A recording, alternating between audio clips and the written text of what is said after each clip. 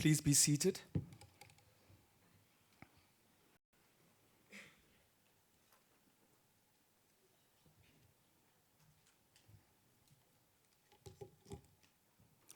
Mr. Kingsley Kwenani, Deputy Executive Director in the Ministry of Agriculture, Fisheries, Water and Land Reform, on behalf of Minister Inge Dhamwani. Mr. James Chapman, Managing Director at Bank Windhoek. Mr. Tinus Pretorius, President of the Namibia Agricultural Union. Mr. Jacques Els, Manager, Namibia Stud Breeders Association.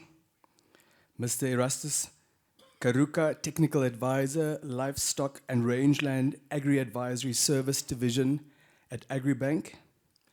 Mr. Goy Gertze, Operations Manager at Swabet.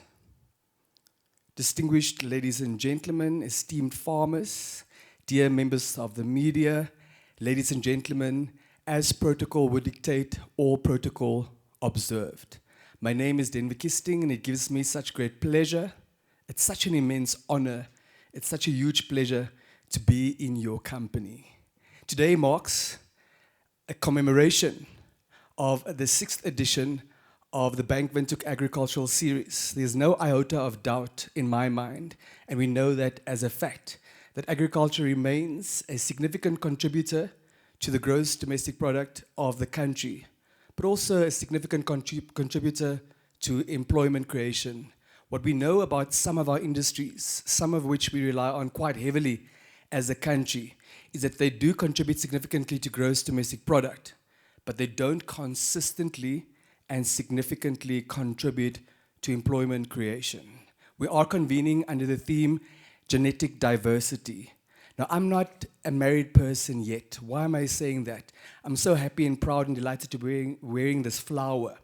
I'm told it will enhance my genetic diversity so that I do become more appealing and that I can manifest marriage before December. Just some ground rules before we get going. Firstly, time is such a precious resource. Unfortunately, it's a very finite resource. So let's just be mindful as a speaker, as a moderator, as a problem director. I've been accused of not being a program director, but a problem director.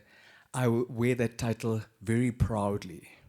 We will unpack the fundamentals of genetic diversity. We will establish whether or not it's a burden or a blessing.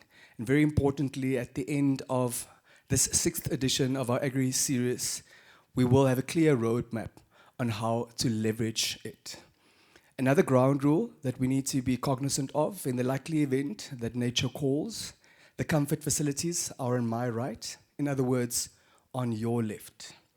Also bear in mind that we would like to have focused discussions, and we appreciate your presence, both in person, but also those joining us virtually.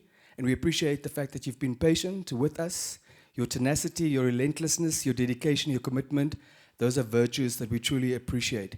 But unless you are a medical doctor on call, note very well, not only a medical doctor, but a medical doctor on call who decided to come journey with us despite being on call. The rest of us, please have our mobile devices at the very least on silent mode. Some of you have 2, 3, or 4 devices. We won't ask you why. Just ensure that they're all on silent mode at the very least, preferably flight mode.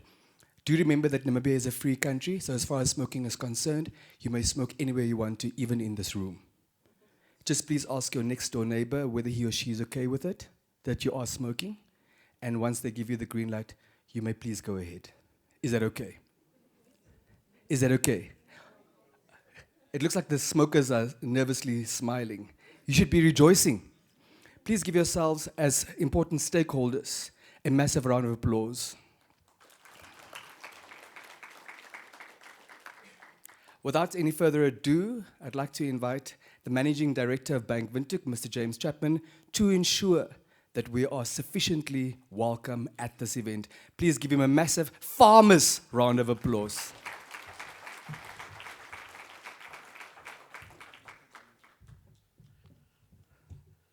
Thank you, Denver. You're not doing very well with that flower, though.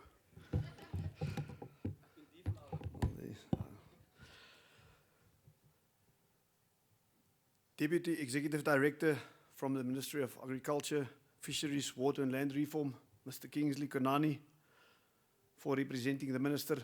Thank you very much.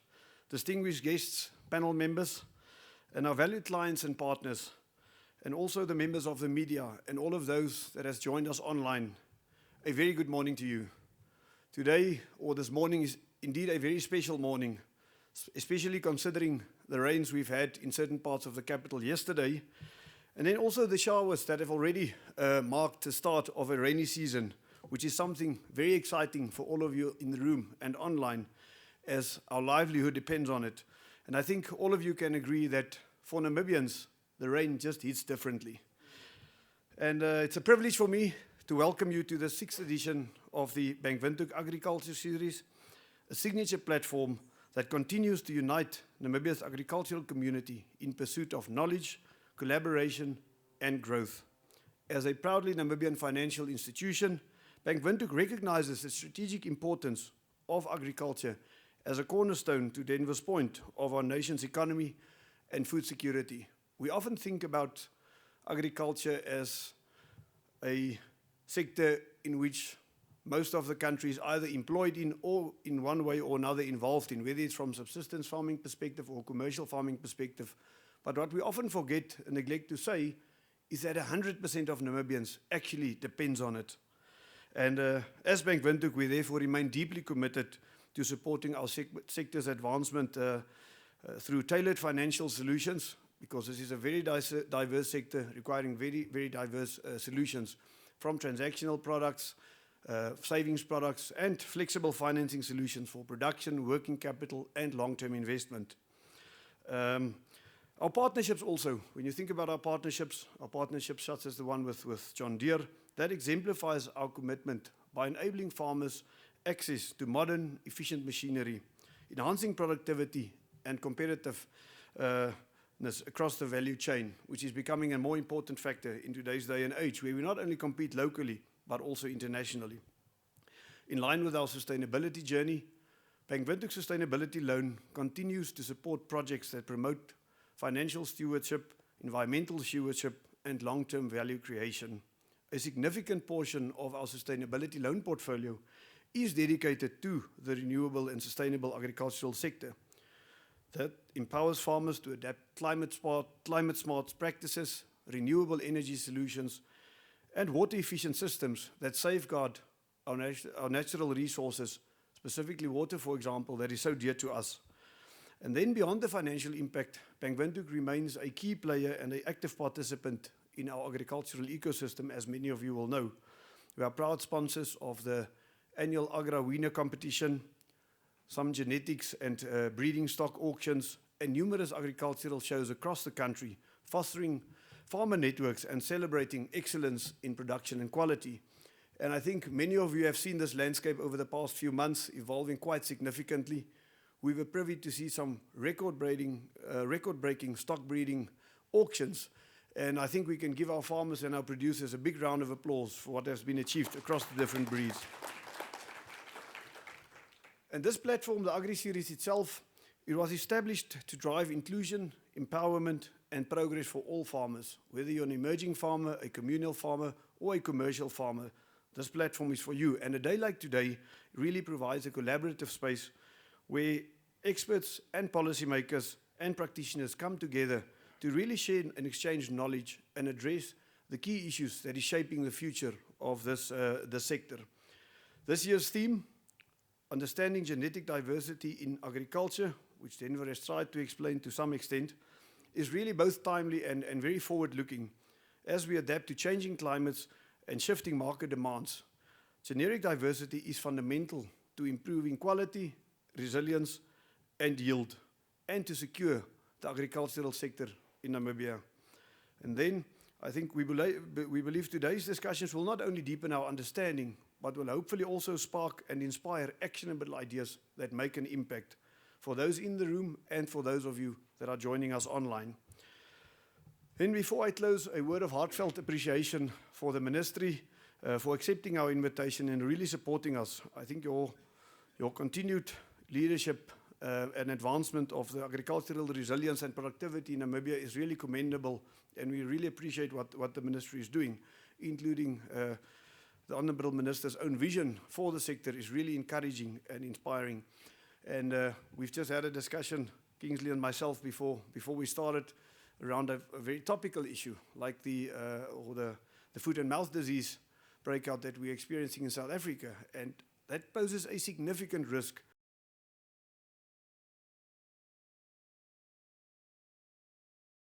planning or trying to discuss in today's session. But I think these discussions are so important, and I think it's a more important time than ever for us as an industry, and not only the farmers, not only those directly involved in agriculture, us as stakeholders, the private sector, the banking industry, and many other players that are really affected by it, and the Namibian economy in its entirety, to pull together and really to unpack these issues and see how can we get involved, how can we get involved beyond these platforms to really protect our industry and ensure a sustainable future. And on that note, I would also like to thank the Minister and all the other stakeholders, like the Agriculture Union, for example, for what they've done and are continuing to do.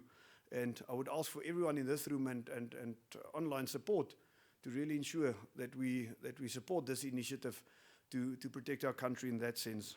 So, ladies and gentlemen, as we begin today's program, I would then like to encourage everyone to engage, learn and share. Through collaboration and shared purpose, we can continue to strengthen agriculture as a sustainable driver of Namibia's economy and our shared prosperity. Thank you very much, and I would really like to enjoy the rest of this day with us. Thank you.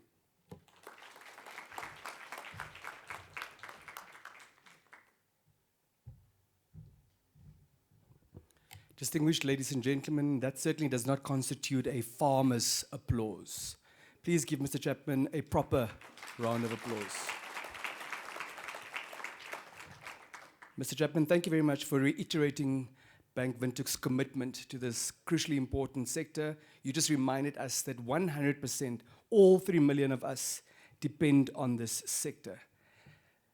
And what we do know as an African continent, of which Namibia is certainly a part, is that we may not contribute at all in terms of significance to global gas emissions.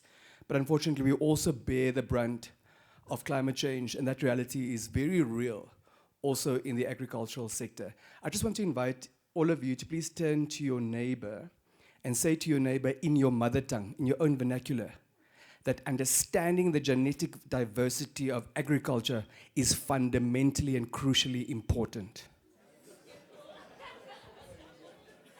It's a very serious matter. Kindly turn to your neighbor and in your mother tongue tell your neighbor that understanding the genetic diversity of agriculture is crucially and fundamentally important. I don't see you turning to any of your neighbors. What's going on? Thank you very much. For some of us, it takes a bit longer, right? The melody is quite intense. I'm told that some of your neighbors have been lodging complaints in writing that they saw you taking out a box of smokables. Please, I had committed a severe oversight, and it will be held against me. This is a smoke-free zone. So if there was uncertainty, hopefully that has been dealt with right now. We're delighted to have in our midst someone who's not only passionate about agriculture, but certainly super knowledgeable about it. Someone who served at Mitco during very difficult times and has been largely successful to such an extent that that success has been rewarded by his appointment as Deputy Executive Director in the Ministry of Agriculture, Fisheries, Water and Land Reform, Mr. Kingsley Kwenani, to, on behalf of Minister Honourable Inga Damwani, deliver a very important address. She unfortunately could not join us today due to other pressing national commitments, but she assured us, and I can endorse that we are in excellent hands. I'd like to invite you to please give Mr. Kingsley Kwenani, our Deputy Executive Director, a massive farmers' round of applause.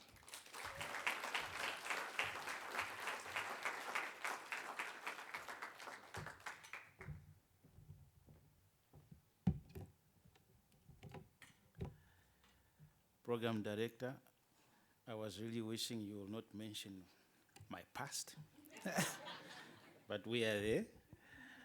Mr. James Chapman, Managing Director at Bank Windhoek, Mr. Tinas Pretorius, Namibia Agriculture Union, and he has been a partner in crime with me.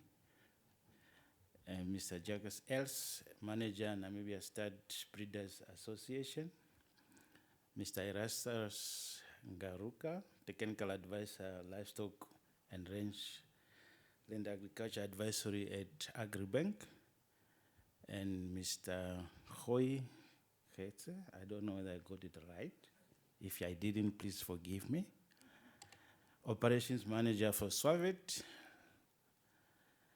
leaders of farmers' unions and farmer association present, esteemed farmers, both commercial and communal, esteemed senior Bank Windhoek officials, esteemed senior government officials present here, captains of industry, invited guests, members of the media, ladies and gentlemen, good morning. I am still struggling to get to know how to do these salutations, but I'll get there. You need to give me some time. I have to start with a disclaimer. I'm only 2 months in the office, so I'm trying also to see how government officials behave. So I'm trying to get there. It is a privilege to address this esteemed gathering at the 2025 Bank Windhoek Agricultural Series, which reflect on one of the most strategic pillars of agricultural transformation, genetic diversity. This dialogue is timely and aligned with Namibia's 6th National Development Plan, which places agriculture at the heart of economic diversification, food security, and rural development. Namibia's agriculture sector faces mounting pressure from climate variability, market shifts, and evolving consumer demands. In this context, genetic diversity is not a luxury, it is a necessity. It underpins our ability to adapt, innovate, and compete. It enables drought tolerance, pest resistance, nutritional enhancement, and improved yields, traits that are essential for building a resilient and inclusive agriculture food systems.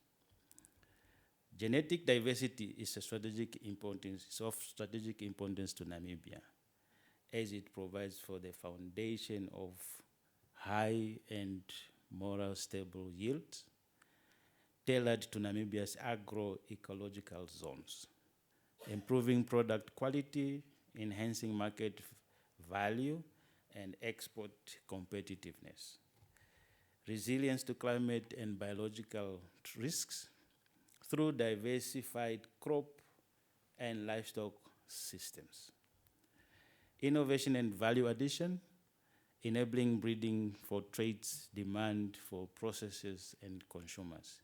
These are directly supporting the NDP 6 goals of productive capacity, environmental sustainability, and inclusive social economic development.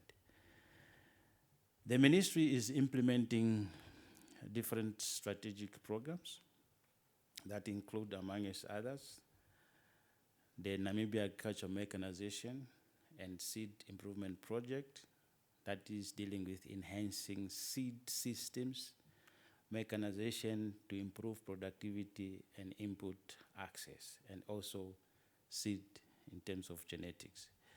Conservation agriculture and climate smart initiative that promotes sustainable land use and climate resilience among smallholder farmers. Livestock support programs and seed and irrigation interventions.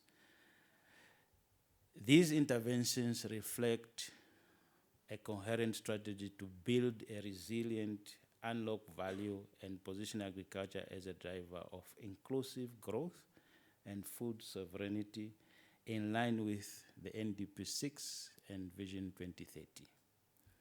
While public investment lays the foundation to transform and for transformational impact requires robust public-private partnership. And I think this event also contributes towards the transformation of agriculture. And therefore, I call on financial institutions to offer tailored products for genetic improvement and climate-smart investments. Market actors to create demand and reward quality genetics. Private sector breeders and seed enterprises to co-invest in farmer training and value chain development. Research institutions and NGOs to accelerate technology transfer and adoption.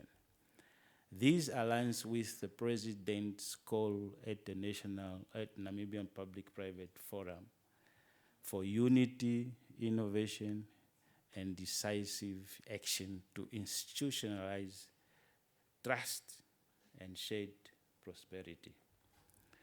To fully harness genetic diversity, we must act across strategic fronts, of which some of them are to invest in resilient seed systems and local seed enterprises, support breed improvement, and commercial pathways that reward quality, expand extension service and demonstration plots, design, finance, and insurance products aligned with farm realities.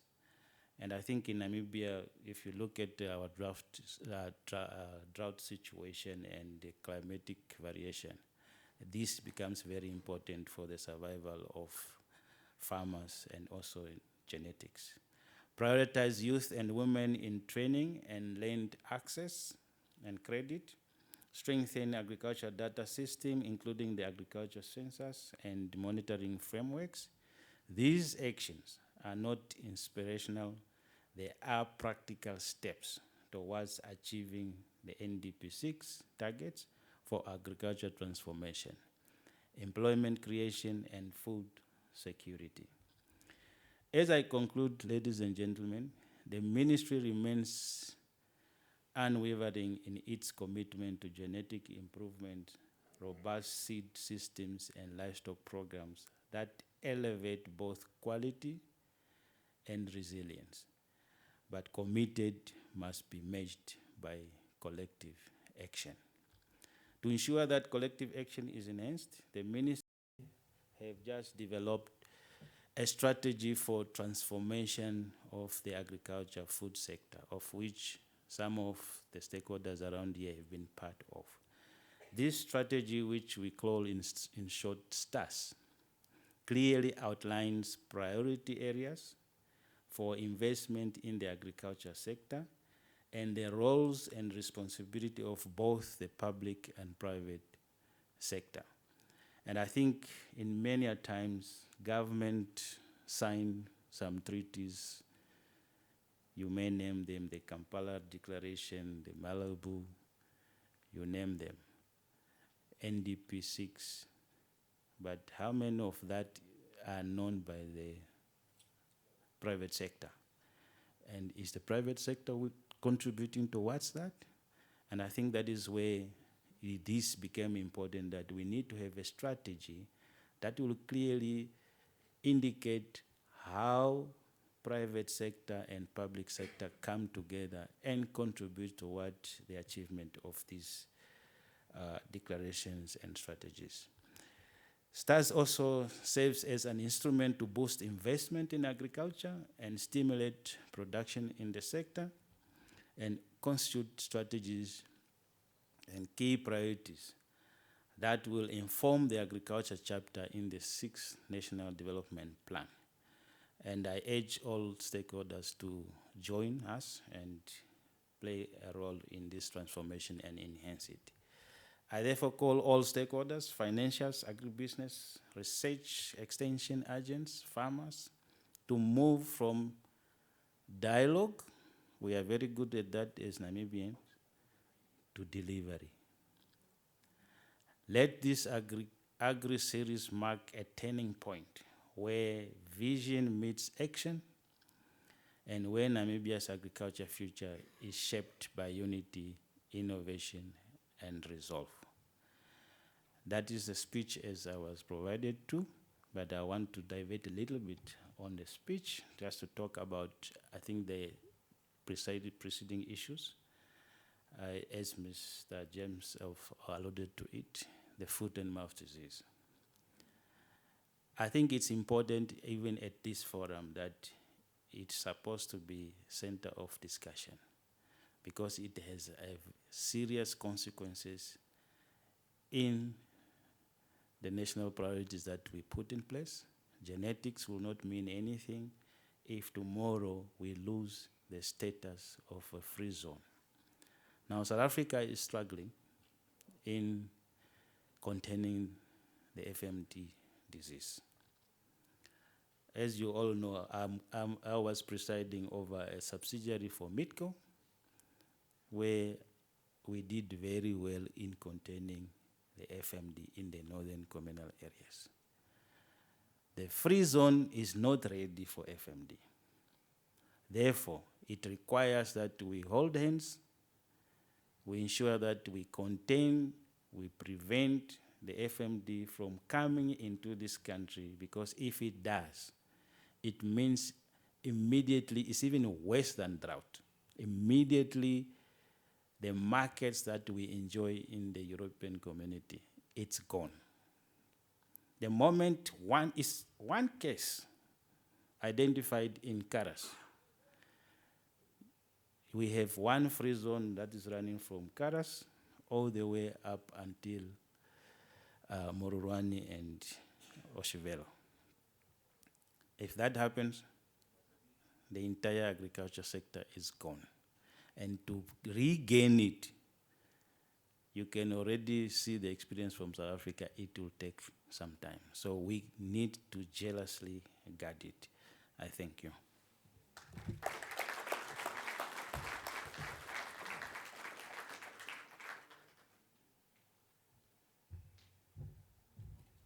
Shall we please give our Deputy Executive Director another round of applause? Thank you, Mr. Kwinani. We're also here today to hold space for what's uncomfortable. We're also here to hold space for what's awkward. The message is quite clear. One single instance of foot and mouth disease could come at the expense of our agricultural sector. Certainly that should give all of us sleepless nights. Let's guard this sector jealously with everything that we have. Mr. Kwinani, thank you also for reminding us about the correlation between the capacity of Namibia to accomplish our development goals and the protection of the agricultural sector, and that you and the minister and the president and this government, that you have your doors open for our farmers, for those who carry the economy to a large extent, but also calling on financial institutions, and we heard from Mr. Chapman that their commitment is clear to provide a conducive environment. Mr. Kingsley Kwinani, the sport of running teaches us that if it's not documented, it didn't happen. So I'd like to invite you and Mr. James Chapman, the Managing Director of Bank Windhoek, back to the stage for a photograph. With your indulgence, please. Shall we please give them a round of applause?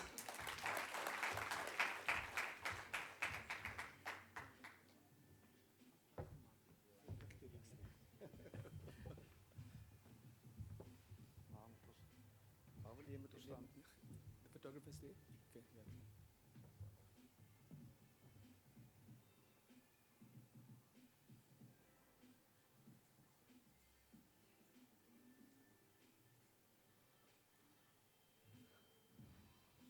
The photographer is clad in red. Are you happy? Very happy. We saw him. Okay, very well. Not sure if he saw us. Little amazing. Thank you. Won't you please be so kind and give them another round of applause? Things are about to get real in here. We are very delighted to have esteemed experts in our midst, and we'll hear from them now. Each speaker has about 45 minutes allocated to them. My understanding is that they're kind and gracious. They won't use all of the 45 minutes so that you all have the opportunity to please put a question to them that you may have from the sector that you're representing. I'd also like to encourage our online community, if you have any questions for our speakers, for our experts, please post them online and we'll see to it that we relay the message, we relay the question to the speakers, who will also form part of a panel later. So our first speaker for this morning, Mr. Jacques Els, Manager, Namibia Stud Breeders Association. He'll be diving into genetic diversity, the foundation for selection and progress. Mr. Quinani reminded us, and he tied in with what Mr. Chapman had said earlier, understanding genetic diversity on the one hand, but also leveraging it will certainly enhance quality. It will enhance, very importantly, resilience, and it will enhance the yield. So now we're delighted to hear from the men on the ground. So please give Mr. Els a big farmer's round of applause. That's not a farmer's round of applause.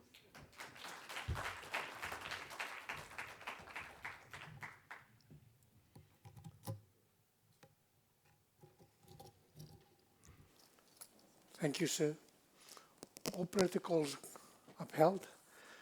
Thank you very much for the invitation to speak to you this morning concerning this topic of agricultural diversity.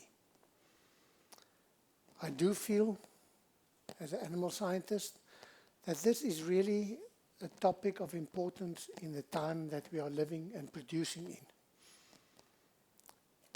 There's a lot of things happening that we have to be cognizant of. What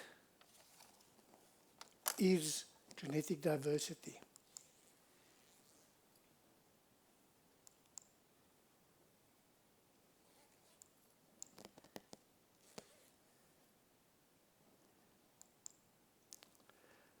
In its broadest sense, genetic diversity refers to genetic variation that's available across all species. That's your widest that you can go. That means it includes animals, plants, fish, birds, invertebrate, everything.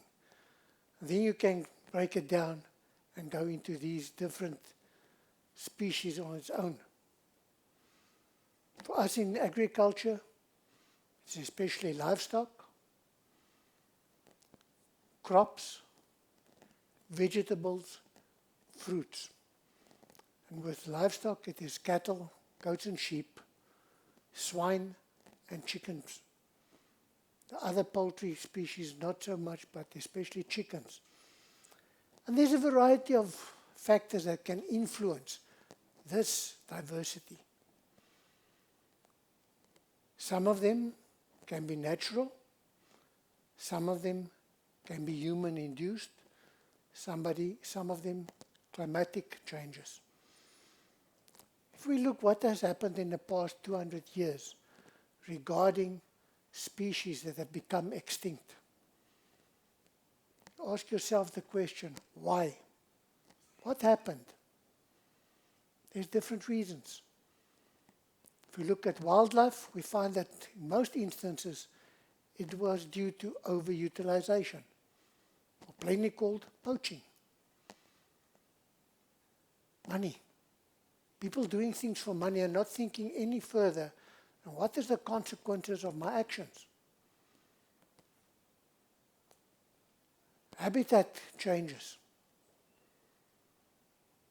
South America is clearing millions of hectares for paper production, destroying forests, destroying ecosystems in which certain species lived in very small areas.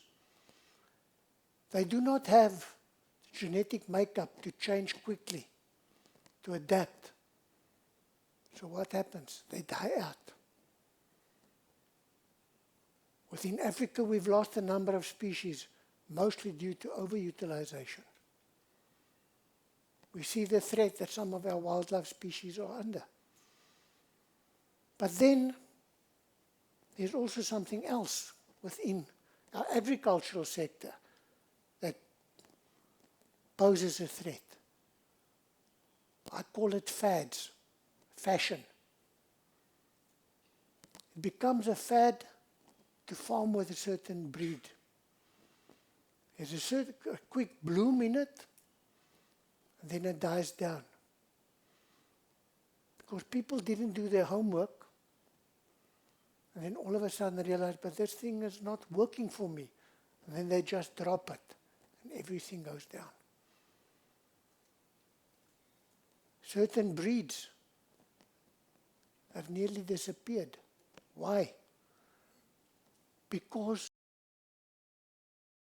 we have one of the examples within our Southern African countries. The breed that formed the basis of our livestock industry for many years. By 1980, it was still responsible for, with its crosses, for about 80% of the cattle population in Southern Africa. Today, it's less than 3%. Why?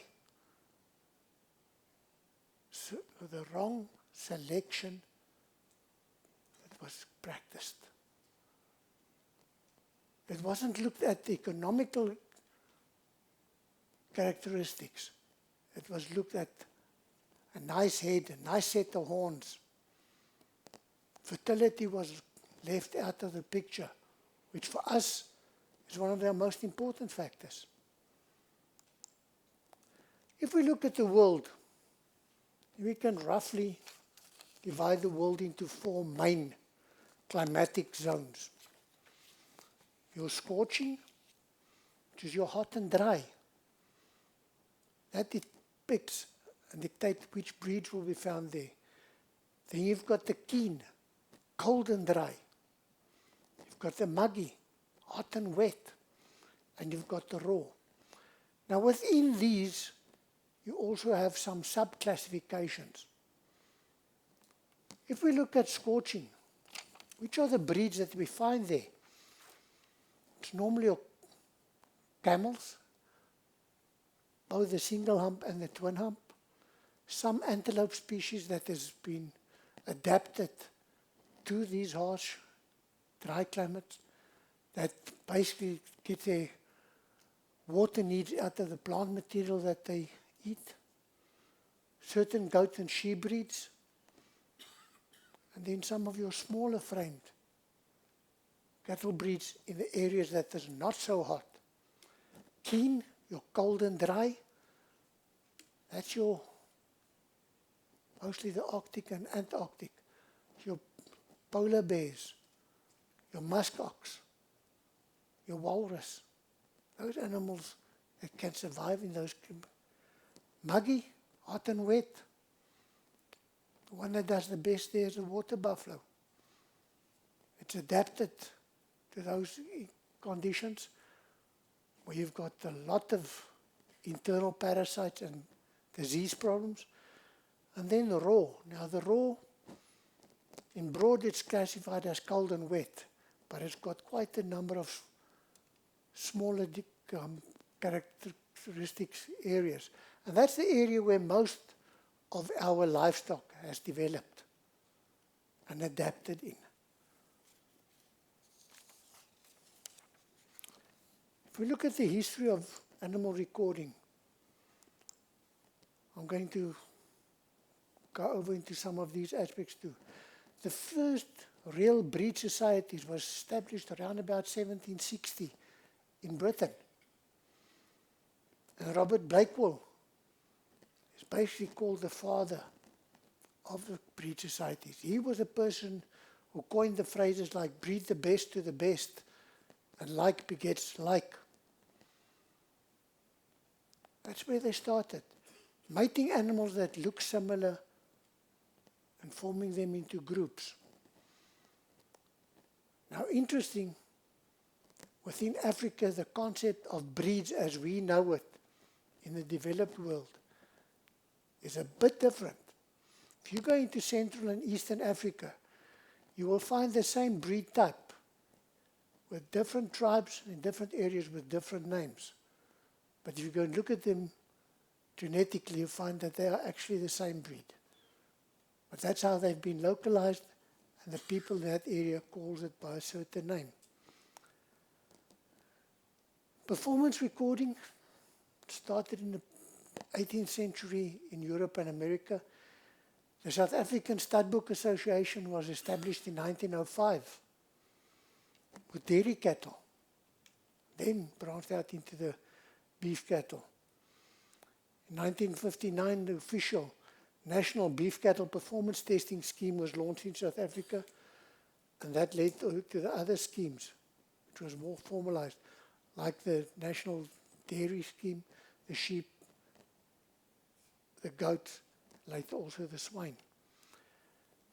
On the 23rd of January 1992, the NSBA was established under the Livestock Improvement Act in Namibia. Originally, we worked with SA Studbook using Logix. In 2004, we joined ABRI, Breed Plan, the largest registering authorization in the world, currently providing services for roughly about 155 breed societies. Their strike rate on the website is about 5 million per month. Now, if we look at the animal, forget what is standing at the top, breed plan EBVs. If we look at the animal, you can basically divide it into two sections. That which is influenced by environment, that which is influenced by genotype. You can see the environmental effect is much bigger than the genetics. And that's one of the reasons why sometimes people will tell you, man, it's easier for me to manipulate the environment and management than what it is to try and get and obtain improvement through genetic selection. Because often your genetic characteristics are lowly heritable. So your progress is very small. Now, if we look at this wheel, we see man is in the middle. He's the manager. Then he's got his management. He's got management. That is his tool that he uses to optimize his production. And then you've got the animal and all the aspects that influences its production. That's the environmental. Now they all need to be in balance for this wheel to run smoothly. I couldn't lay my hand on the one just on nutrition. If you look at nutrition, and you look at what the balance is there, you're actually going to ask yourself, how can this wheel turn? Because it's a very bumpy wheel. Because this must be in relation to that 2 parts to one. This to that one must be like this. But it needs to be in that balance for that wheel to turn. And if you go and look at all these aspects that is mentioned here, each and every one of them has an influence on the animal, has an influence on how it produces. That's why you get some breeds that's adapted to certain areas, because they have the physiology for that. That's part of their genetics.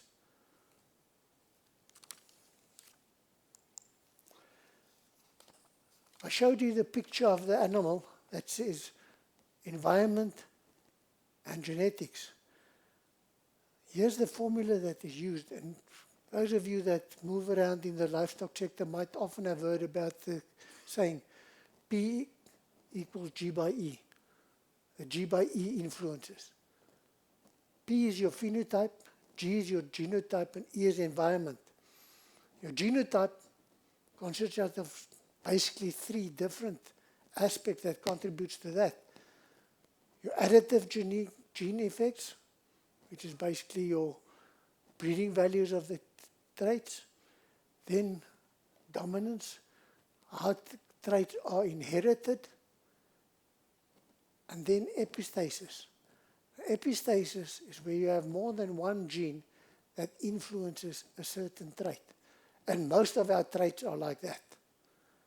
It's not single traits or a single gene. It's a whole combination of things that work together. That's why it's so dangerous. You'll often hear geneticists speaking about, be careful of single trait selection, because traits and genes are linked.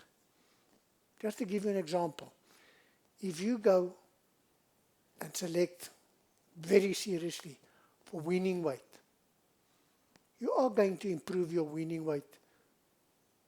But what is going to happen also? All of a sudden you're going to find out, but now I've got birth problems. And I've got cattle that's getting bigger. Because weaning weight is correlated to birth weight. It's correlated to mature size. And we need to take cognizance of this, that whenever you take a decision in your selection process, what is the consequences of my actions?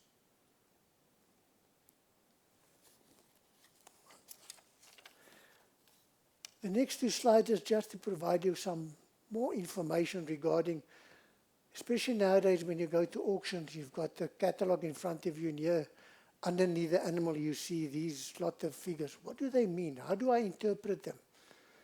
If it says it's got an accuracy of over 90%, it means that the addition of any more information will make very little change to the value of that trait.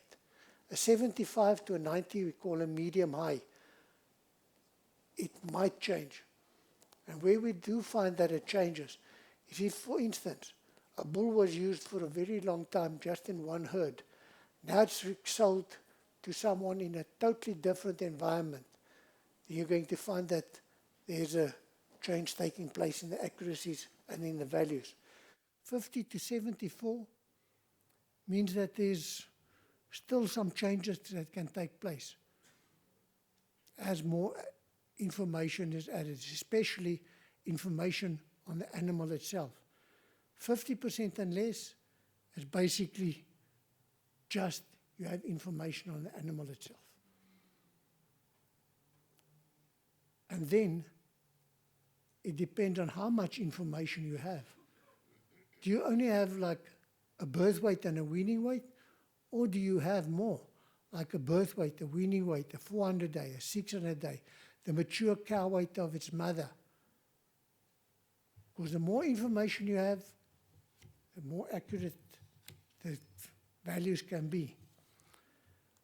What influences accuracy? And this is something very, very important. The heritability, or the H-square value of a trait. That means how heritable is it? If it's 5% heritable, that's low. Then you know progress will be slow in your selection. Then you've got to look especially at what is correlations between traits. If there's other traits that's genetically correlated with better response, I need to include them both. The accuracy of the parents.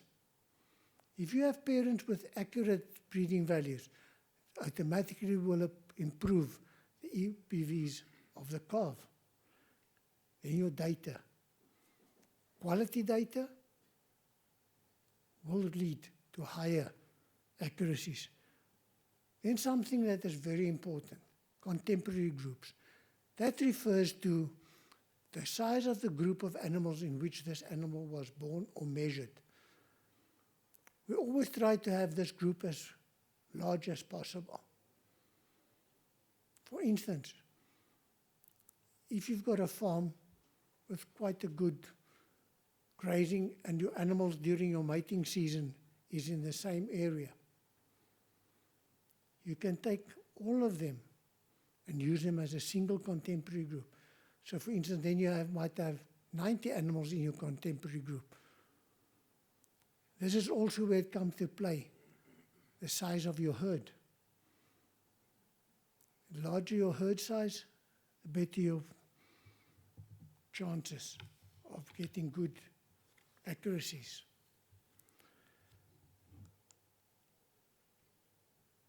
This one I don't want to give much attention on at this stage. I want to look at the next one.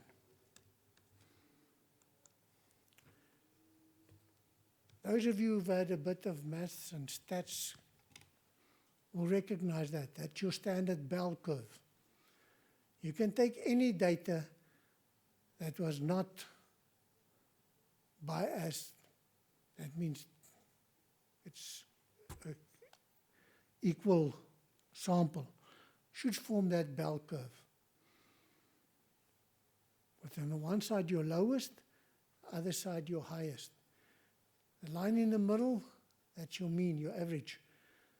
The two lines next to that, that will give you your first standard deviation.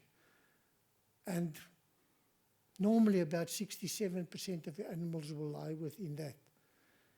If you go to the shorter, broad one, there will be 95%. That's your second standard deviation. Now, what happens when you do selection? You're going to change this bell. But it's going to depend to a large extent what selection do you do within this group. If we look at this graph, if you only select the animals that's in that little black box, what do you think what's going to happen? Your total graph will move to the right. Your variation will shrink tremendously. And what will that cause? That will make your chances for selection further very difficult, because then there's very few animals to work with to get progress. In most instances, we will throw out the animals totally on the left and the animals totally on the right. Why? It's the extremes. That's the type you don't want, because that's where your problems come from. So what will happen? Your spread will still remain more or less the same, but your average will increase. And this is what often people do not understand, and they will tell you, if you do performance testing, you're breeding heavier cattle. All that depends on what and how you're using the data. If you do your selection correct, you will change your average, but the total variation will still remain there. Whereas if you go, like in this example, you just take that top 10%, you're just selecting for the extreme. So for any future selection, you've got a very, very small band of animals to work with. You don't have variation. So your selection after that is going to be very difficult. You're not going to make progress. And then the problem comes in, correlations with other traits. So we've got to look at this not just from a production side, we've got to also look at it, what happens to my genetic diversity? Because if I only select for that top, I'm going to lose a lot of my diversity. And I want to come back a bit later towards the end concerning this. To what I've just said, what basically happens if you just select that top spot is your graph changes to more or less like this. So there's not much variation to choose from.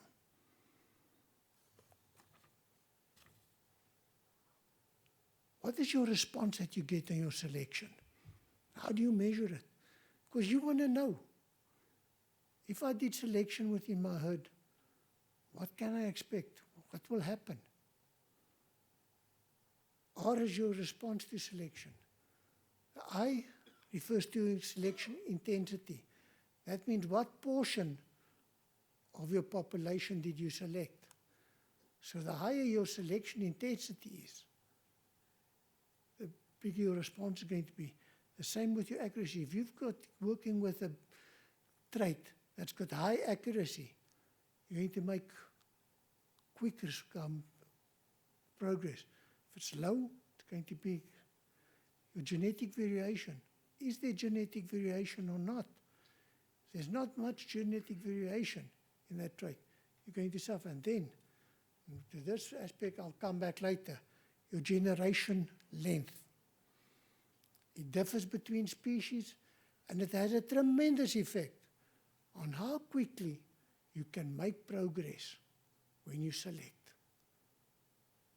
That's why certain species are light years ahead of other species when it comes to their selection.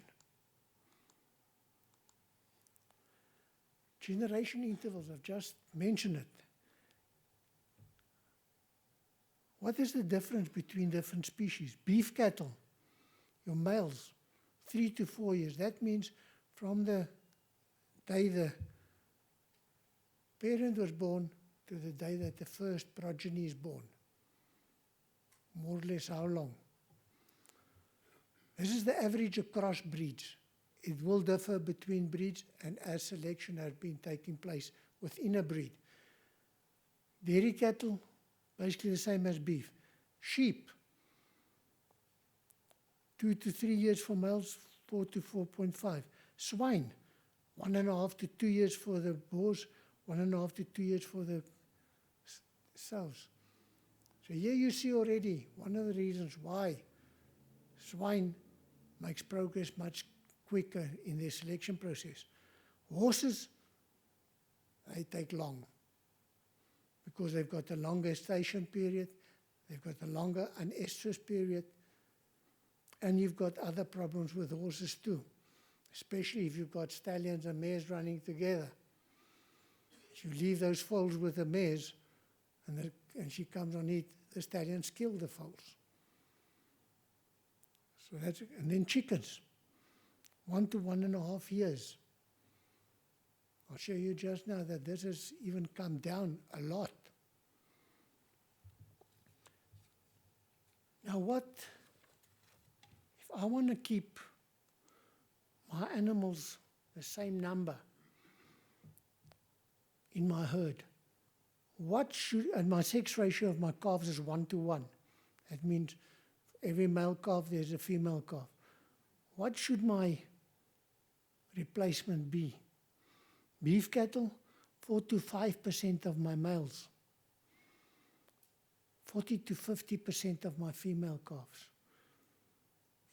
What is the average replacement that we work on in the commercial sector today? Between 12 and 20%. Here we see if we want to keep our genetic variation, diversity the same, and you want to keep your herd size the same, look where you are with cattle. It means you've got to replace about 40 to 50% of your female herd every year. It's not so easy. Sheep, also a high number. Chickens, only 10 to 15%. So this is where some of the factors comes in that influences why certain species can make progress very quickly. Deals with their gestation length and with their generation interval. A breed with a short interval, much quicker. Just to show you an example. This is the Ross poultry line. They took precisely the same foundation genetics. The line on your left, they selected within the same genetics for a smaller chicken that is high in egg production. That they did through different processes of in and out crossing and crossbreeding within lines that they developed. And the one on the right, they selected for broiler production. So they were able to develop out of the same genetic population two totally different animals. But now the interesting thing is, that animal on the left is a laying chicken. She's ready to start laying at 22 weeks of age. And the big guy on the right, what age is he ready for slaughtering? 8 weeks. Same genetics, just selected in different ways, for different characteristics, for different purposes. 22 weeks is today basically your standard at which all your laying chicken breeds starts their laying process and their laying cycle.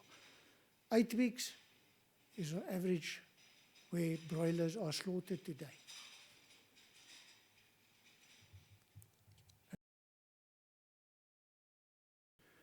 But what did they have? First, it's a small animal, so you can keep much more of them on the same area of land.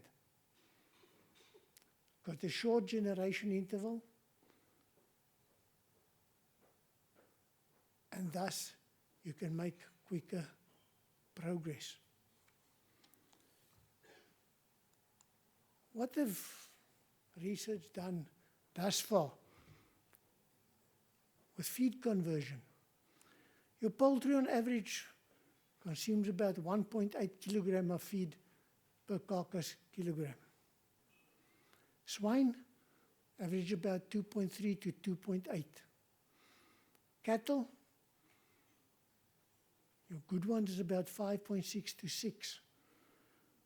We measure it at Gentex Sol on Ebby Fisher's farm through that station.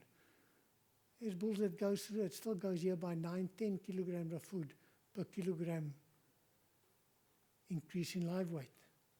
Slaughter weights, and these were photos that I was looking for, I couldn't find. A chicken today is slaughtered at 7 to 9 weeks, gives you a carcass weight of about 1.2.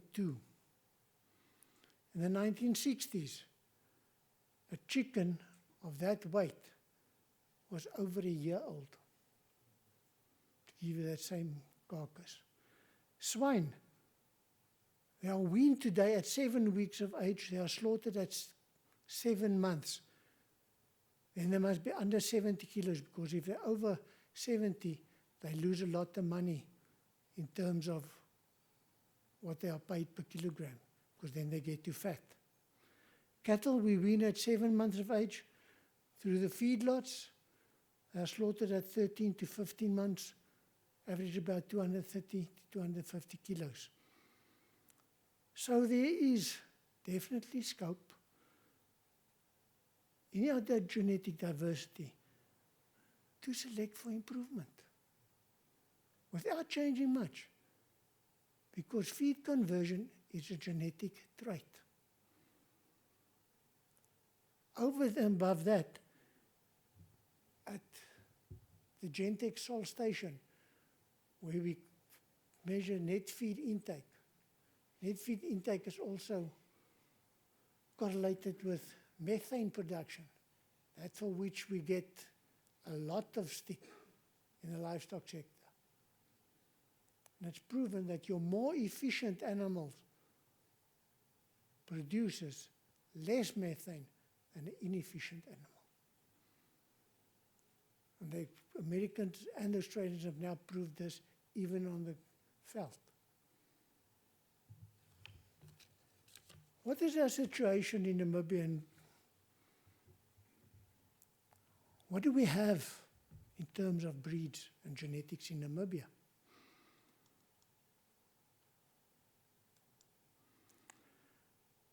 Registered breeds, this also includes breeds that are not registered with the NSBA, but registered like with SA Studbook in South Africa or with the LRF in South Africa. We've got roughly about 30 cattle breeds, 10 sheep breeds, about 6 goat breeds.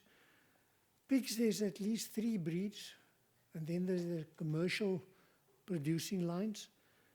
Chickens, there's quite a variety of show breeds, and then also your commercial broiler and layer lines. For us, it's not so much so a factor yet, but in North America and Europe, you cannot be a pig producer or a chicken producer, whether it's layers or broilers, if you're not registered with one of the big companies. They supply you with all your breeding stock. For instance, in the pig industry, you're not allowed to have a boar on your farm. So you may not breed your own offspring. They provide. There was a time a few years ago where the whole North America and European swine industry was controlled by 3 companies. That's a bit of a worry. Yes, they've got the brains working for them, but if something goes wrong in those brains, where are we going to end up? We've got breeders here who used to be in the dairy industry too. The Frisian breed at one stage, the AI industry in the world, was basically related to 7 bulls. And some of those bulls were even interrelated. So your inbreeding becomes a problem. And we know what's the problems related to that. And when you start selecting for production, what's the average lifespan of a dairy cow and a dairy nowadays? Not even 2.5 lactations. Because then the other ligaments are gone. Because too much pressure was placed on the selection for production, and other traits of great importance in this was neglected. What is our problems and challenges? In Namibia, we've got a few. The size of some of our breeds. We have breed societies in Namibia that have between 1 and 5 breeders.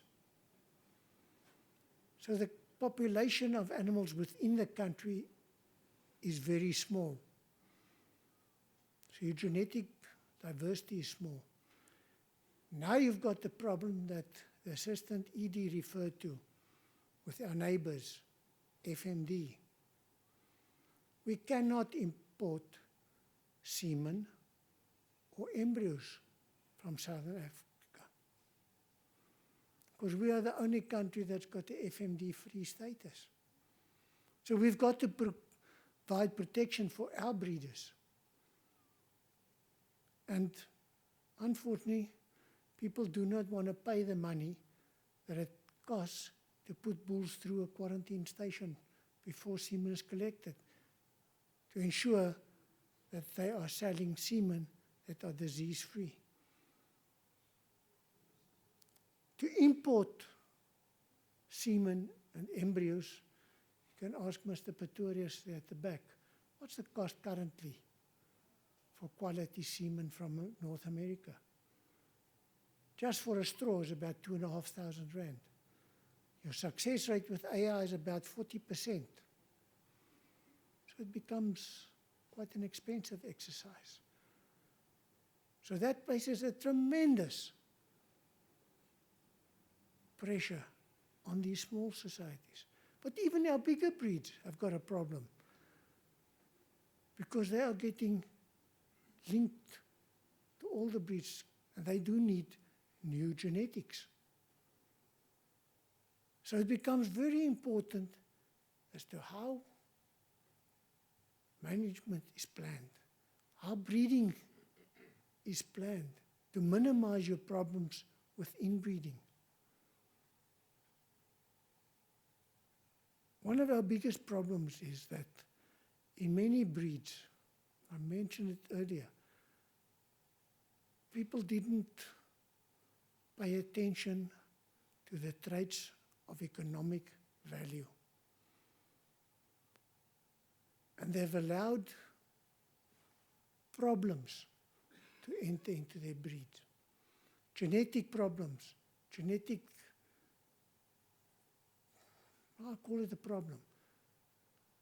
Deformities, things that they should have been culled. It was never culled and now becoming a serious problem. So for us, the time is really there to take a serious look at what we are busy with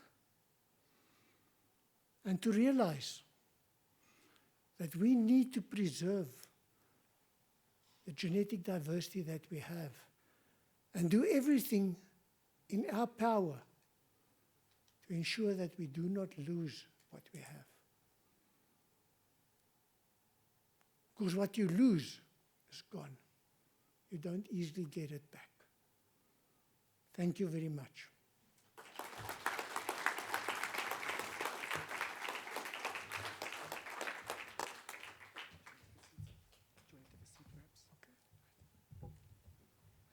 Mr. Els, thank you so much for sharing your wealth of expertise with us so generously and so altruistically.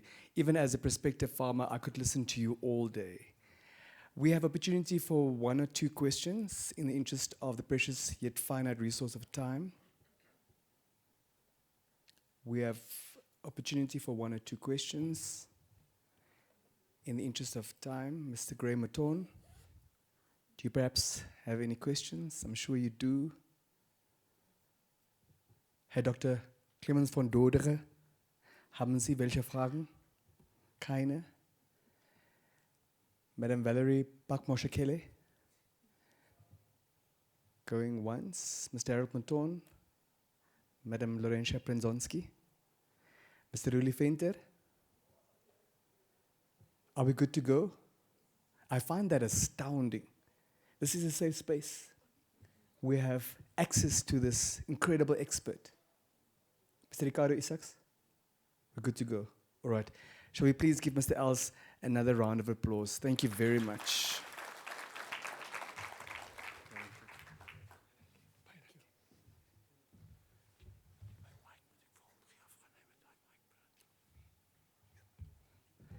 Let's please give him another round of applause. Baie, baie dankie, meneer Els. Next up, another industry expert to guide us in exploring some agricultural practices. We are honored, we're delighted to have in our midst the president of the Namibian Agricultural Union, Mr. Tinus Pretorius. Massive farmers' round of applause.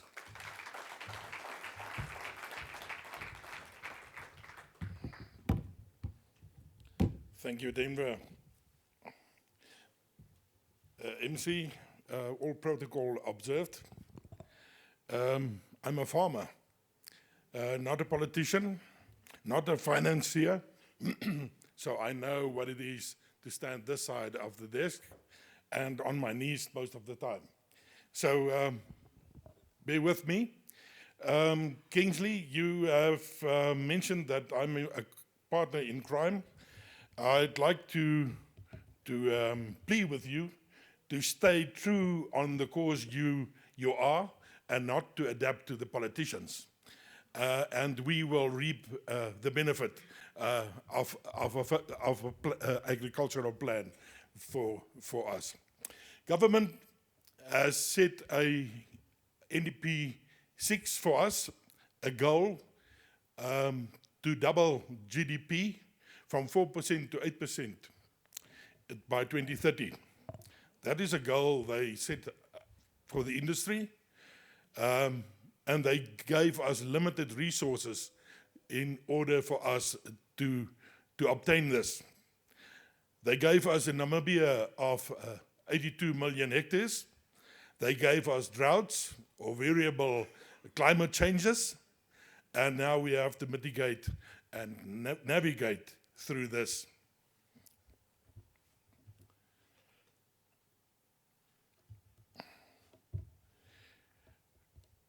One politician, wise politician, made this a slogan, and in saying that agriculture is do or die. And this visionary politicians are none less than our current president. As I've mentioned,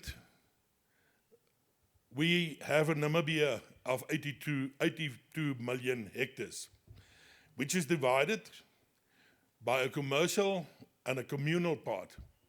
There are parks and there are local authorities in which we have to navigate in order to try and up our production. We've got certain challenges, of which climate is one, of which bush encroachment is one, of which the FMD is one, a lot of them, and we will go through them. But in order for us to understand where we are, we have to understand what we have. We've got a dual system running currently in Namibia with a commercial and a communal sector in our environment. We are opting for the same goal. We want success in both of them. We may use different roads to get to this because of the system that we are following. Very important to see that, I just want to get all my stuff, unpack the notion that 72% of the country belongs to the previously advantaged. I'll just go back to the previous one, and you will see that the commercial part of Namibia is 37 million hectares, and the communal part 30 million hectares. Of this, the 46% of the country, and now we can go to the slide, 33% of the country is belonging to the previously advantaged. I think it's very important to unpack this a little bit. It's 27 million hectares that belongs to the previously advantaged. Of this, more than 6 million hectares is arid land, not really suited for agriculture as we know it, production of meat or irrigation, and very suited for tourism. We're talking about the western part and the southwestern part of Namibia, of which a lot of land is used for tourism. One of the growing sectors in this country, which became very important for us. Land ownership in the world is not that big a question as it is in Namibia. I think we should think again, are we focusing on the right place? If we take in Europe, the producer is not necessarily the owner. In Namibia, we value it very dearly to own land. Production must become the focus, in my opinion. Only 3% of American agricultural land, or only 3% of the population of America owns agricultural land in the US of A.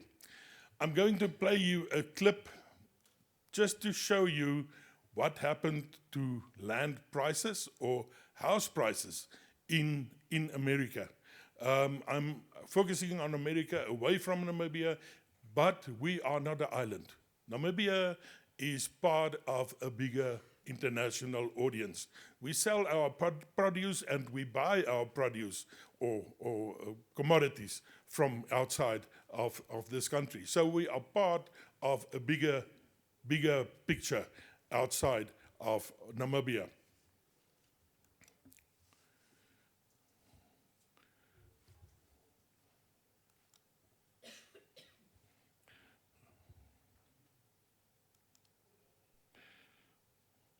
We play this one.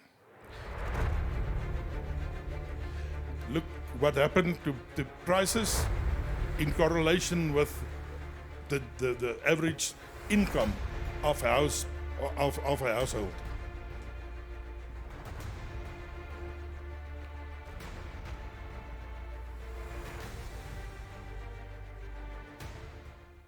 Why do I show this clip? To show that the pressure on the ownership of real estate worldwide is a problem. It's not a Namibian phenomenon, it's an international phenomenon. And COVID has just amplified this whole process. The NAU has done a study as well and got it from the financial institutions to see what the correlation between real estate, house prices in Namibia, and land prices in Namibia is. While we do not really have a free market system maintaining land with a waiver system that is in place, it can be a little distorted, but this is clearly showing that there is a direct correlation between house prices and that of land, agricultural land. Very important to see the parallels here and take cognizance of that. We've got two systems, and I've mentioned it. There's not a wrong or a right. I want to reiterate it. I think it is a diverse asset we have, and we have to cherish it. As mentioned before, I think Denver mentioned it, of the correlation between unemployment and the land. 72%, and figures were quoted 100%, 72% of this country is dependent on agriculture. The question is, if we didn't have a communal system, where would we harbor a safe place for Namibians? The focus on communal land is food security, shelter, a place to stay, and earning a living for a big part of the Namibian people. Commercially, something total different. It's market related. It is produce driven. Production is a major drive, and as Mr. Jacques Els has pointed out, development on it. And it's driven by supply and demand. I think Namibia is not an island, as I've mentioned. Our natural resources is fixed. We need to do more with that, what we have, the resources we have. And we recognize that both systems has to grow in production. As a farmer, we have different frameworks that influence us. And the biggest partner we have as agriculture is the government. Unfortunately, from time to time, we have got silo thinking. We develop each in its own silo. And Kingsley, you have mentioned it. I think that is one of the key areas we should focus on. We will have to have a common goal, and you set out the goal with the NDP 6. But you must be willing, and we are willing, to work together in order to obtain this. We've got statutory bodies, boards that regulate our industry. There you have them, the Livestock and Livestock Procurement Board, the biggest one of them, that regulates the whole industry. A little bit another way around, as in South Africa, working very good for us, being the middleman between industry and government, as being an SOE. The Namibian Agricultural Agronomic Board, and the Swakara Board. On the other side, representing the farmers of this country is the 4 farmers' unions. You can see them: NECFO, PDNFU, NNFU and the NAU.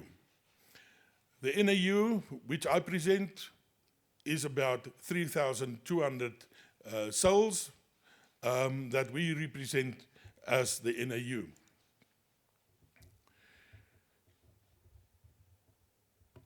Top priorities for us at the NAU and in collaboration with the other three farmers' unions is making land reform a success. As you all know, there are a lot of shortfalls, a lot of problems that we can address to make land reform a success. Improve market status north of the VCF, and that is where my friend is coming from. He knows exactly what is happening up in the north, making their production on the same par as south of the VCF standing for veterinary cordon fence, or the red line as it is well known, while maintaining the status of the south. And it was reiterated by every speaker here today that the veterinary status south of the VCF is of very, very big importance for our industry. Another issue is the conflict between mine and agriculture, and specifically to a bigger extent with the current Stampriet aquifer. We know of the uranium mining, that the leaching that they are planning there, and the ability that this leaching can lead to contamination of the groundwater, which is dear to a vast number of Namibians. Unfair minimum wages. There's a fine balance we have to strike.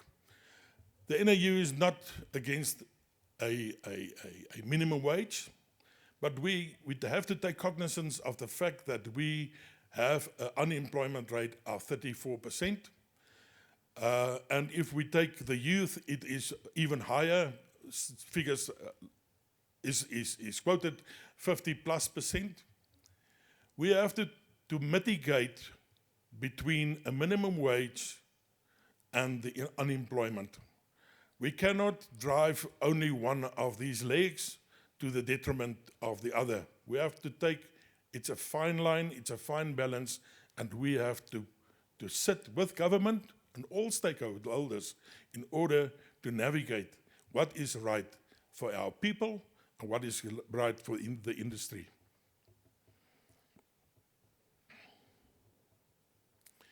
The next one is critical. Communications in this country is concentrated on where the people live. It's the bigger hubs that has connectivity. We say we want to grow the agriculture. Agriculture one of the biggest drivers is the technical techniques that is available for farming. And we can only drive this through connectivity. And unfortunately, farming is not in the main hubs. It is in the rural parts of Namibia, which do not have connectivity. Unfortunately, connectivity is available in the form of LEO, it's mid-orbit satellites, well known to us all as Starlink, as one of the service providers. Unfortunately, we've got legislation in this country, they call it BEE, that are mainly to protect the previously disadvantaged. In this case, it is counterproductive. It is the previously disadvantaged that are disadvantaged by the lack of communication. Government have to take note of this. We have to have connectivity, and if there is laws that are prohibiting it, we have to look at it again. We cannot starve our rural areas by legislation that are not hitting the goal. Lack of collateral, and now we're coming to the financiers of the young farmers, but not only the young farmers, the communal farmers as well. They do not have collateral in the form of land, and the lack of collateral means that finance is not available to them. The next one, a very important one, is solving the bush encroachment. You have all saw that Namibia is 82 million hectares in size, of which the desert is a big part. Bush encroachment currently, officially, is 42 million hectares are encroached.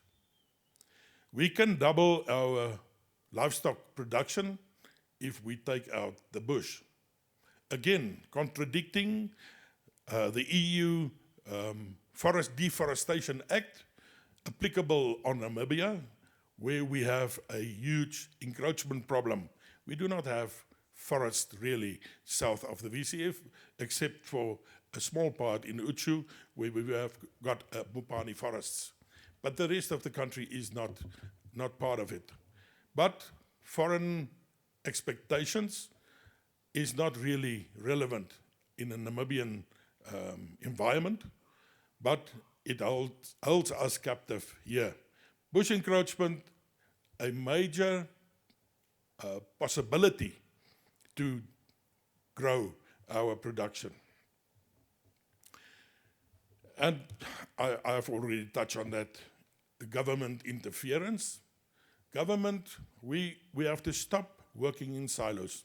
And I think James has mentioned it, that we have to build trust. After 35 years of independence, it's time to work together for a solution.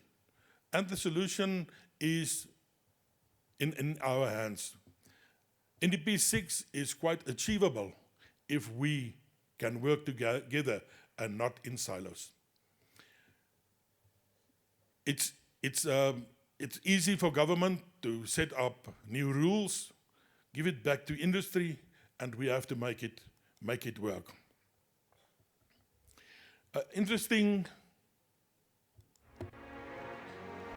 Oh, sorry, I just want to get it back. I'm going to show you a slide of production in the world from 1961 to 2023. It's a rather busy video I'm going to show you. Focus on one country. In my case, I focused on South Africa, what happened in South Africa, because it's our neighbor, as far as their production is concerned. A previous slide I showed you, I told you that our resource is fixed.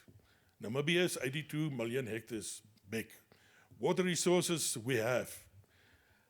What do we have to do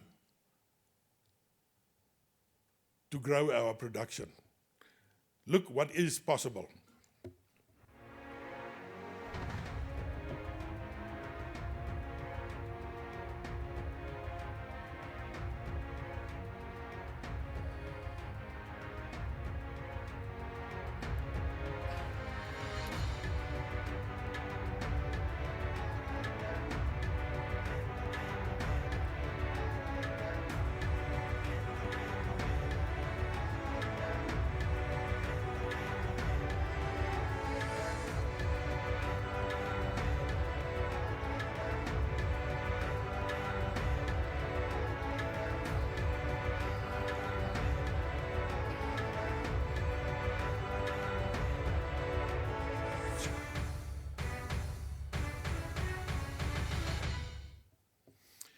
South Africa managed to grow from 400,000 tons of production to 1.03 million tons in this 30 years.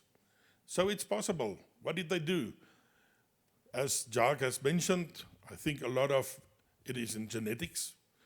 The other word is altering the value chain, make some changes to the total value chain.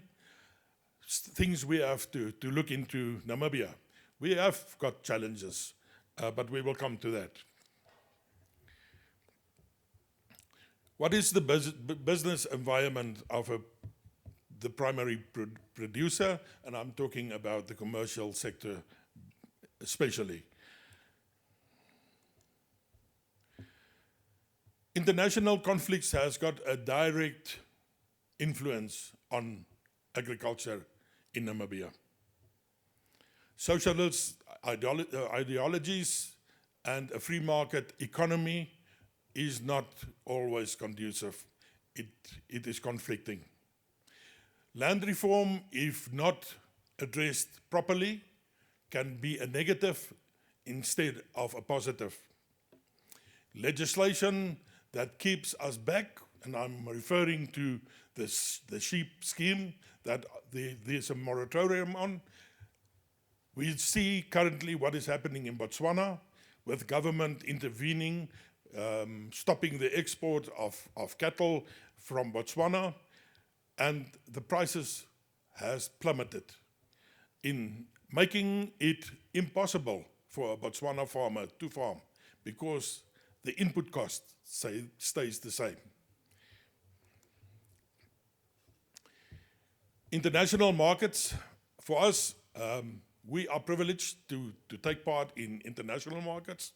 I think it's a huge benefit or asset that we as the Namibians has worked very, very hard to achieve and try to maintain.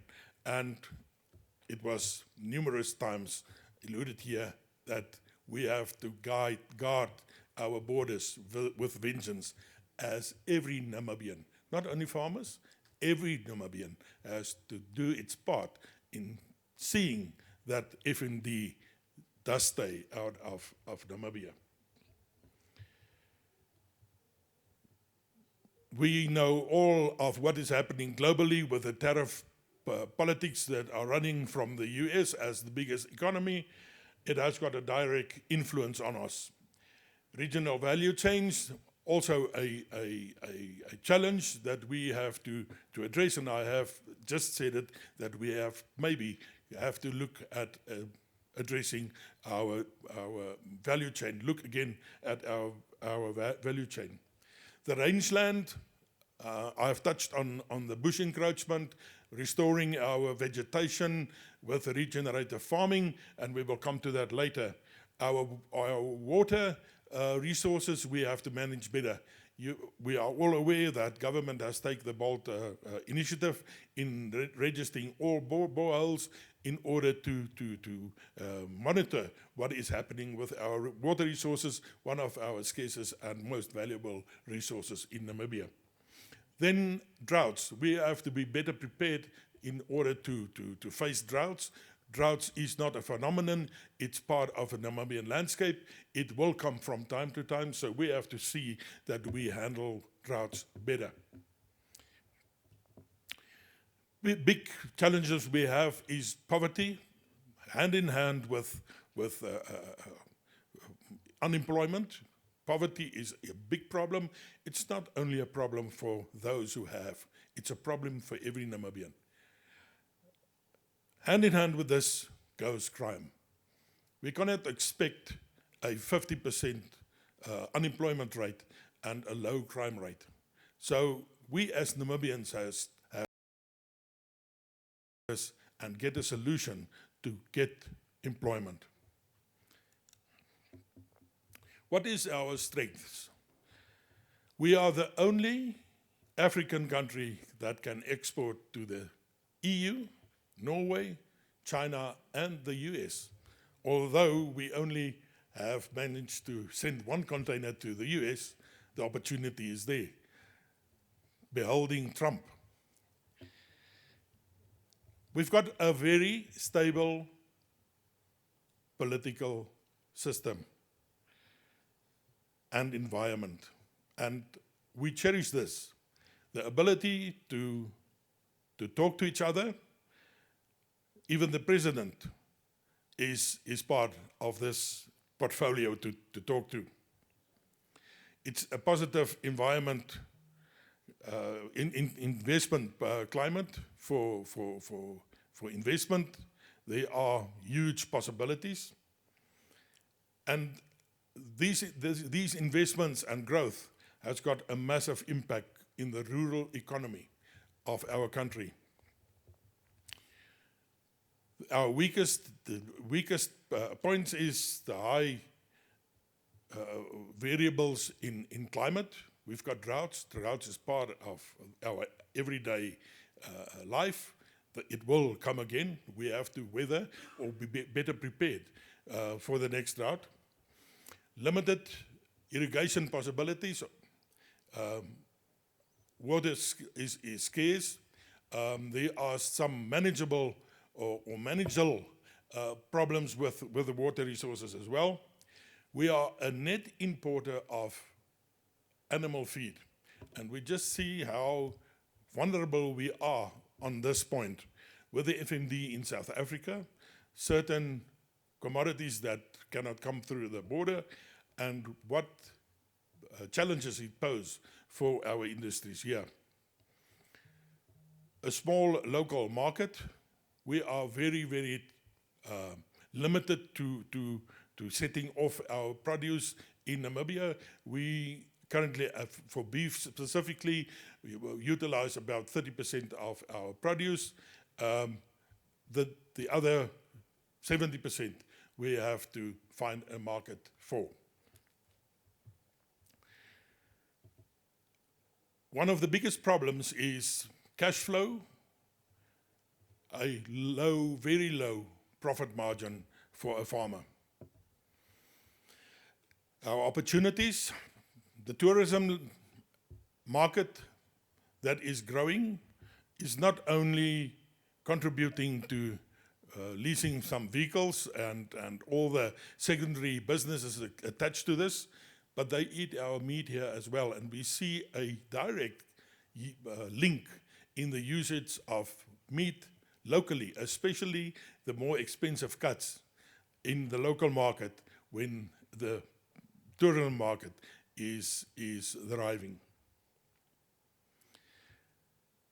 The competitiveness of international beef and lamb and high value crops in a Namibian context. We know all of the grapes along the Orange River.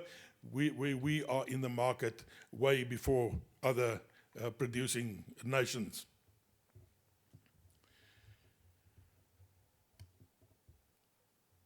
Regenerative farming can increase our production substantially. For too long, we farmed in a lazy manner or a convenient manner. We have to step this up in order to increase our production. The import substitution of poultry, pork, crops, dairy, fruit, and vegetables. And we will come to a slide that shows the potential for Namibian entrepreneurs to get involved in specifically these commodities or the production of these commodities. Growth start at farm level and will only happen if it's profitable. And the bankers and the financiers will understand this. It's a free market system and profitability is the driver of this.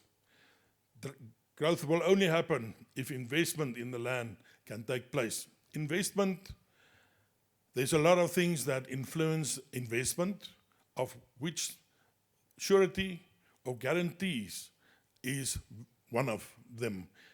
It must be a secure environment in which investment will take place. If the primary production is destroyed, the total value chains vanish. And we will come to the value chain.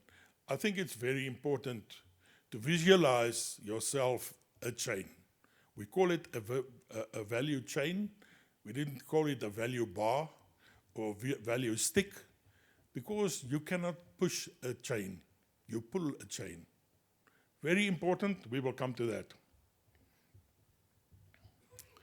These are studies that were made available by the University of Stellenbosch. We do not have the figures or the data for Namibia. It's the growth starts at farm level and will only happen, as I said, if it's profitable.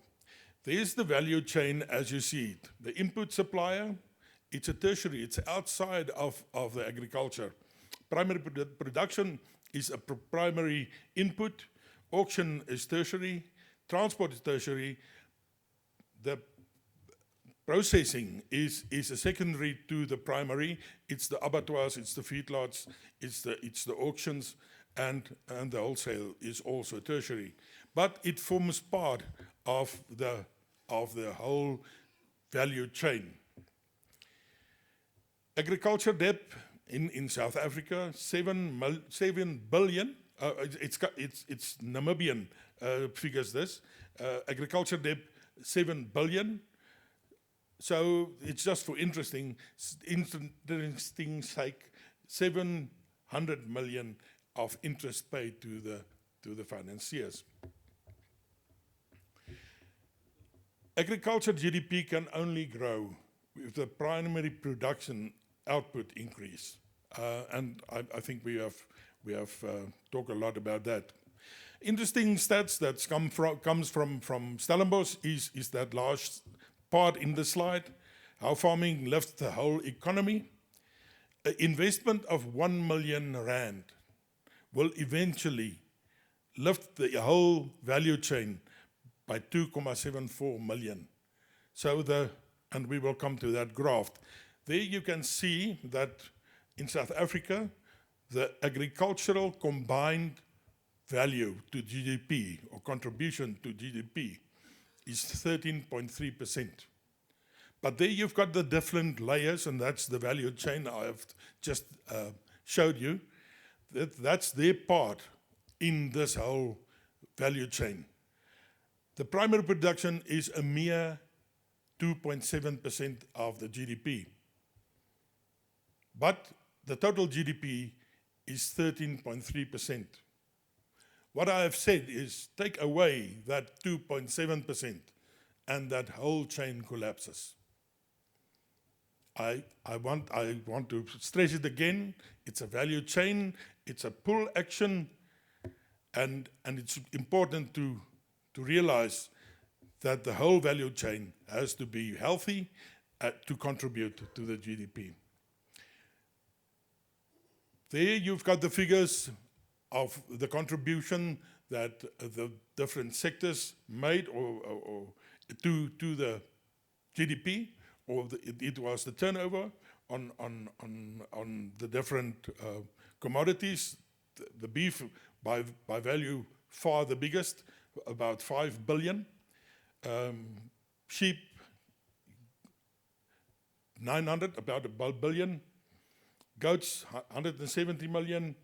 Agronomy 258 million. Dairy 122 million. Pigs 193. Poultry 1.744 billion. It's a huge role player in our industry, and it's flying currently under the radar. How many of us is involved in this sector? Fresh produce, 900. Charcoal growth the last 5 years tremendously, and we will come to the low-hanging fruit, the investment possibilities, and Swakara. There's over the last 4 years, 3 years, the contribution that the agricultural sector play to the GDP. Again, 37% for beef, and you can see for yourself before I take it away. You are welcome to photograph it, and I will not go one by one through them.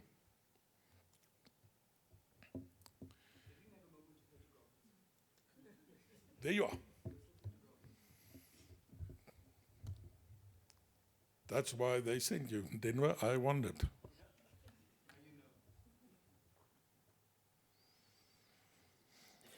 Everybody happy? Can we continue? Namibia consumes about 30% of our beef. I've already alluded to that. Exporting 18,000 tons to the EU.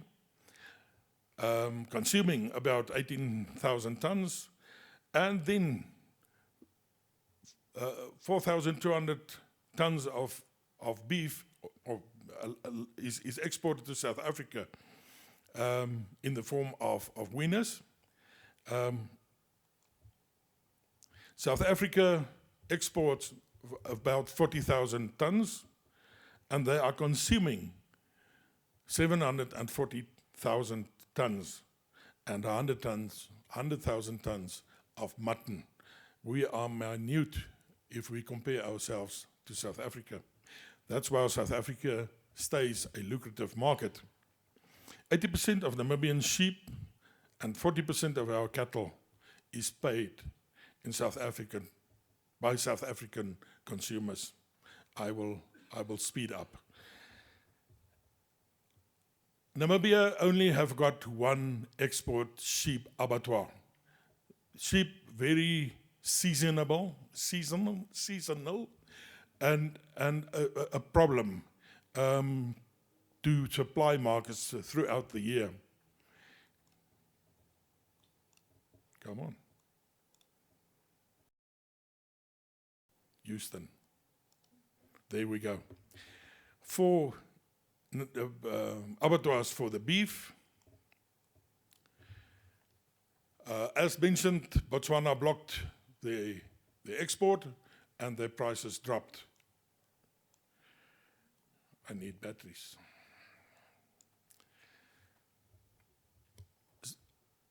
Numerous studies have been conducted to look for lucrative markets for sheep, and South Africa seems to be one of the best and the most constant.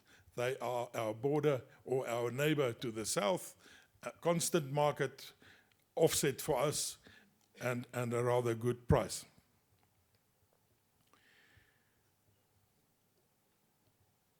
The A2 price, carcass price in South Africa is influenced by a lower maize price. The A2 price in South Africa do have a huge impact on our wiener prices in Namibia. And then our animal health status, the FND risk, it's printed in red there.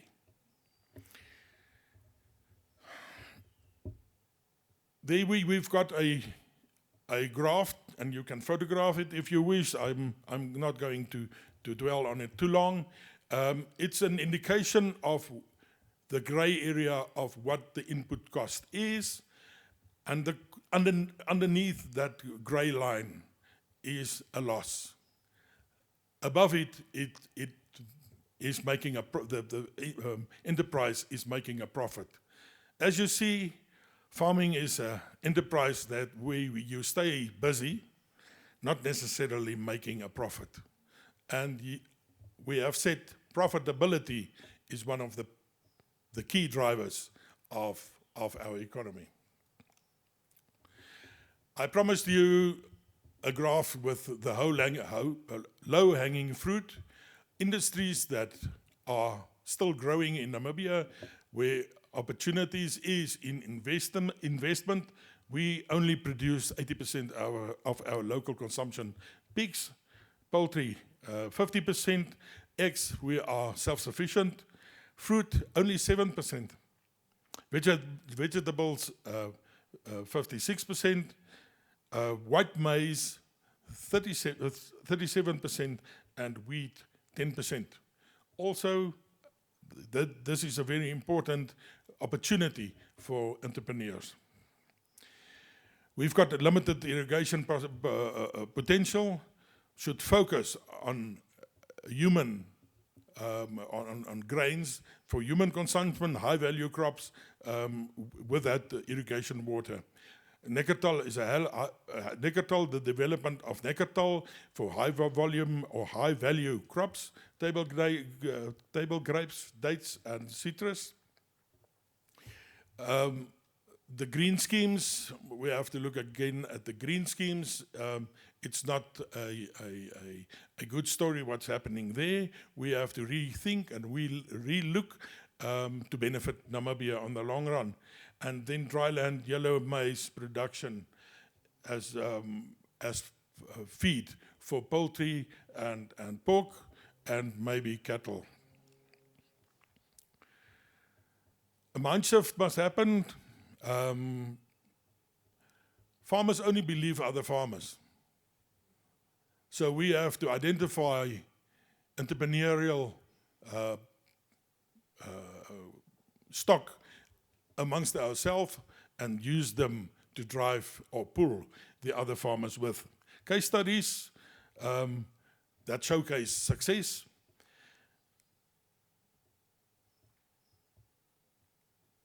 And we need experts to lead us in this endeavor.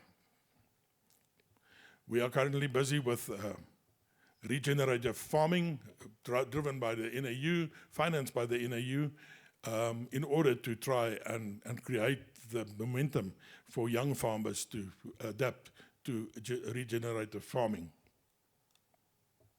A quick one on the Stumpy Aquifer. How many prospecting licenses is EPLs is currently on that aquifer, and which is a direct threat for agriculture in that region. It is quite a big region.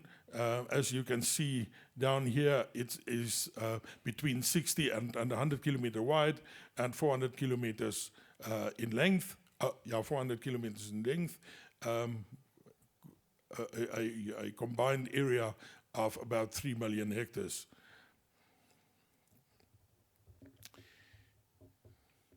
When your farm does well, your town does well. When your town does well, the region does well. And when your region does well, the country does well. Farming is the growth engine, not just a rural sector for the economy.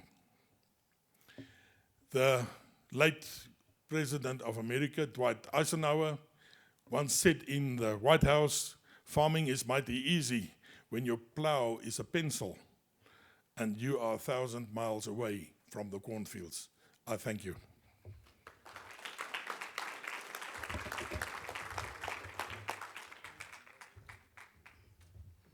Shall we please give President Tinus Pretorius another round of applause?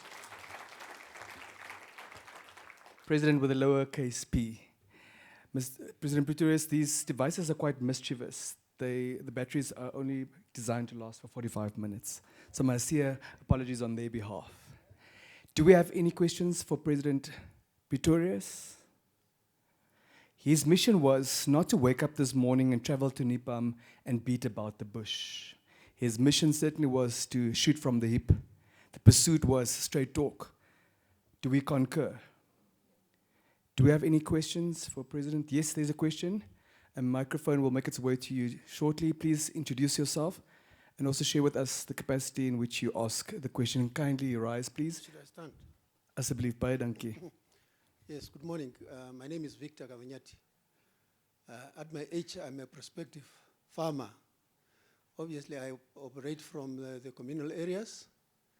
I have interest in charcoal and bush encroachment-related products. And, but I think I will probably speak to you about that. My question today is with regards to goats, in comparison to sheep, for instance. Why do they seem to not to make as good progress as sheep do? And that's my question. Thank you very much. Do you want us to take another question before you respond, or would you like to respond right away, President Pretorius? Yes, there's another question just in front, please. Thank you very much. Good morning, everyone. My name is Yana Kangotvi, and I'm an information scientist. So, having said that, commercial and communal farmers, they complement each other. So my question goes as, what are some practical ways communal farmers can transition into or collaborate with commercial farmers? Thank you.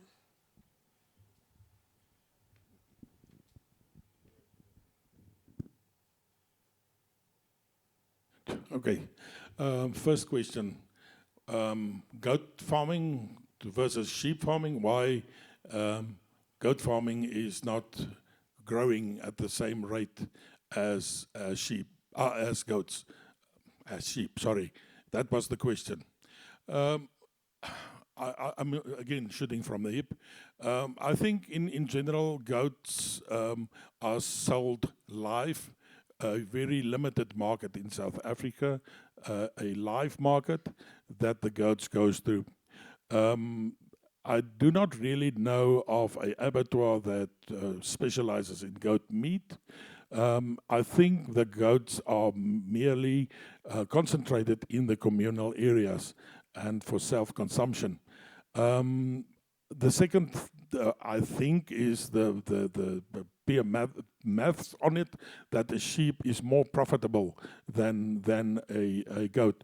And the NAU's economist and CEO is sitting behind, and I'm trying to catch his eye. But that is what I will say is probably the reason why goats do not get the attention sheep get. Second question was how can the communal area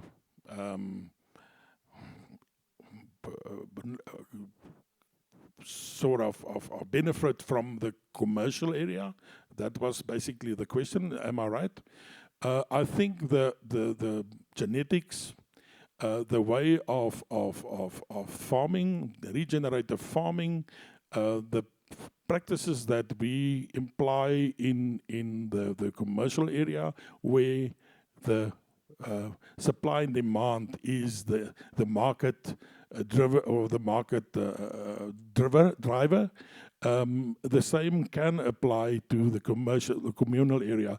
We have to take cognizance of the purpose of communal a little different from commercial. There are a lot of social benefits or requirements in a communal area that is not necessarily in the commercial area. It's a communal farming to apply all the methods that we do have in the commercial area is not always so easy to do in the communal area as well. But I think as far as genetics is concerned and best practices, I think both these entities can learn from each other. One last question. Going once. Going twice. I can see the questions that some of you have, but I have no mandate to put them on your behalf. Very well. Let's please give President Pretorius a massive round of applause. Thank you so much.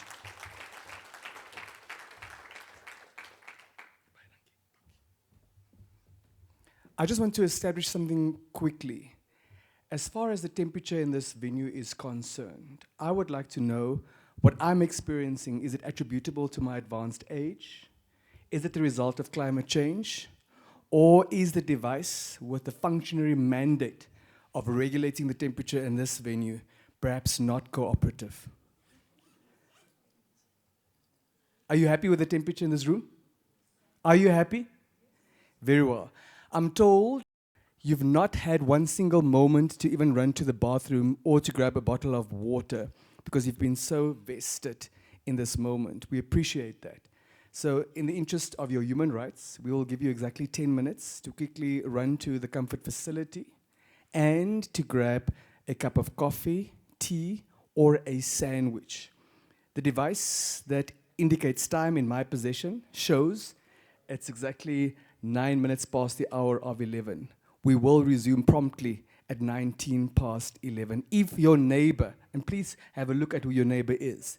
If your neighbor isn't present with you in the room, both of you will join the 6th edition of the Bank Windhoek Agri Series choir that will perform toward the end of the day. I'm super excited about that performance. Thank you so much, ladies and gentlemen. Give yourselves a round of applause.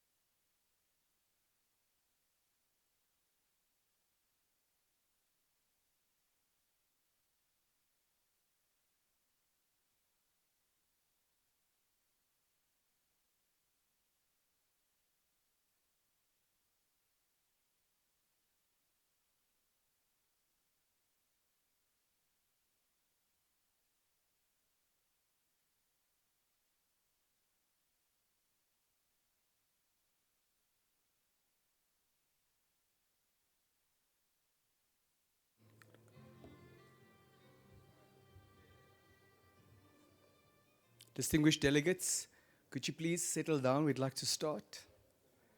Kindly settle down, please. We'd like to start.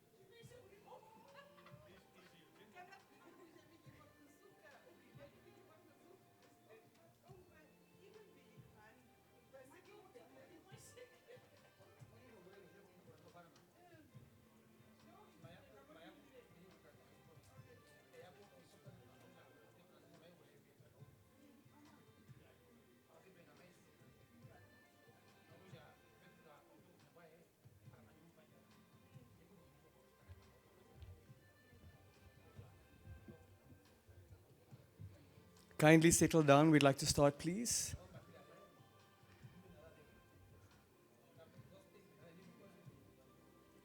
We need you to please settle down. We'd like to start, please.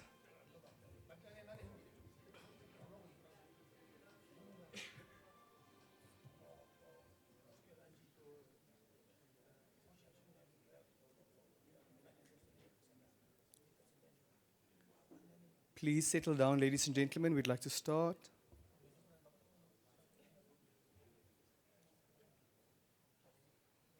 Thank you very much and welcome back. This is the 6th edition of the Bank Windhoek Agri Series. This time around, we're convening under the theme Understanding Genetic Diversity within the context of agriculture. You would have seen at strategic spots in the venue and outside, we have a QR code on display. Please make sure that you scan the QR code. We'd like to hear from you. What is it that you're enjoying about these sessions? How would you like us to improve? How would you like us to grow? Your input matters. We value your feedback. Come journey with us. So please make sure that you scan the QR code and please share your feedback honestly. We value all of you as strategic partners. Welcome back also to those tuning in virtually. We hope you've also prioritized a glass of water, a cup of tea or coffee, and something to nibble on. Welcome back. Let's please be mindful of the precious yet finite resource called time. Do note your questions, and then we'll have a moment for some interaction toward the end of each presentation. We have 2 more presentations before we head into a panel discussion where we just connect the dots and make sure that we charter and map out what the way forward should entail. Without any further ado, I'm so excited to have in our midst Mr. Erastus Karuka, Technical Advisor, Livestock and Rangeland, Agri-Advisory Service Division at Agribank, and he'll be deliberating on sustainable rangeland agro-ecosystem, powered by that coffee that you just had, by that break that you just enjoyed. Please give him a massive round of applause.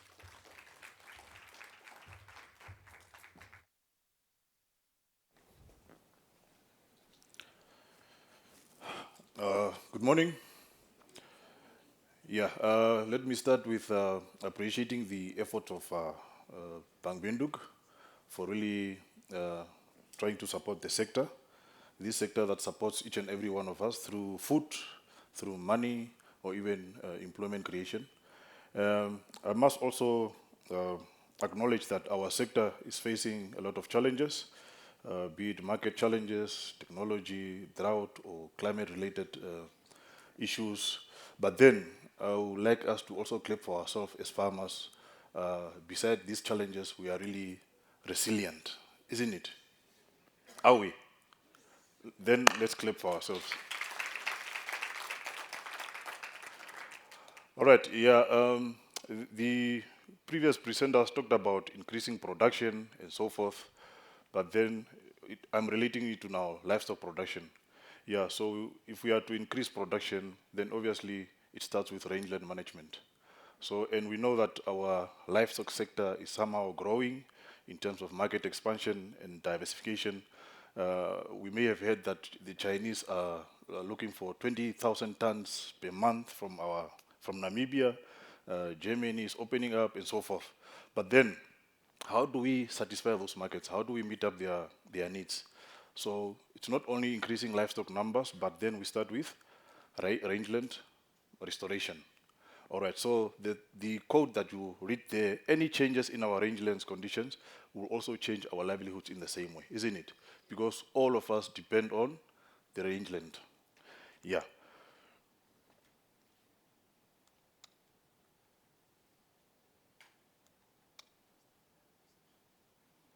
The buttons.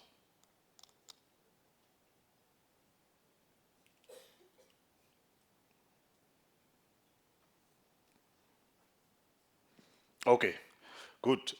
When I'm talking about rangeland agroecosystems, I'm referring to the systems that we are using to manage these natural ecosystems to make sure that they support our agricultural production.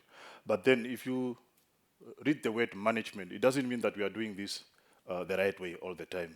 So this management also includes manipulation.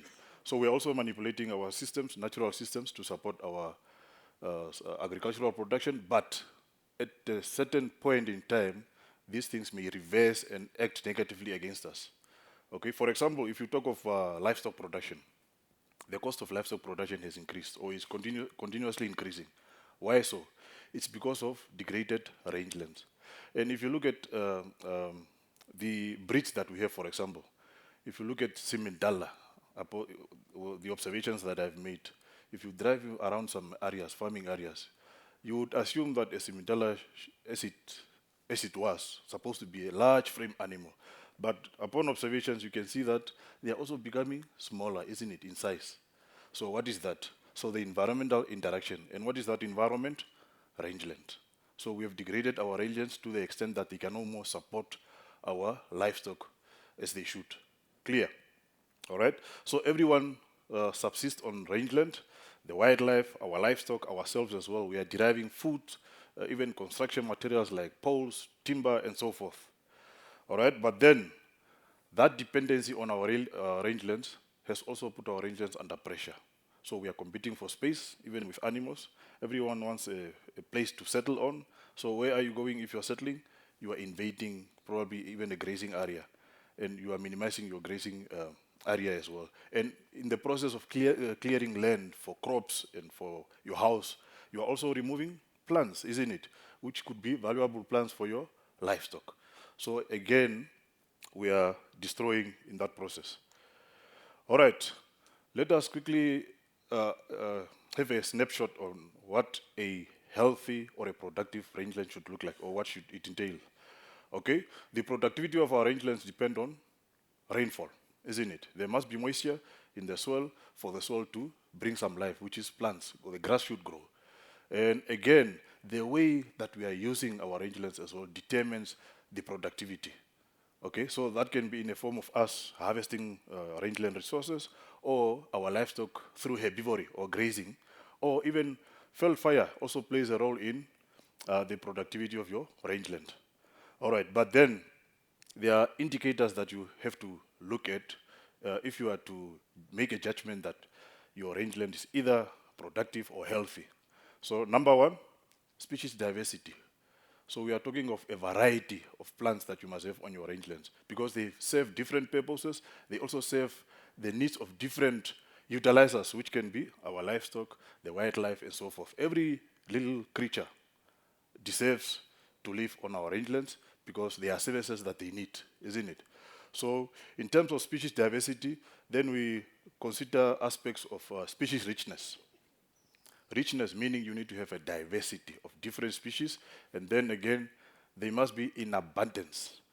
Okay, that can be different species dominating different areas, but you don't want to have a system where one rangeland or one grazing area is dominated by a single species. So you'd want to have a variety, isn't it? Good. And then plant vigor.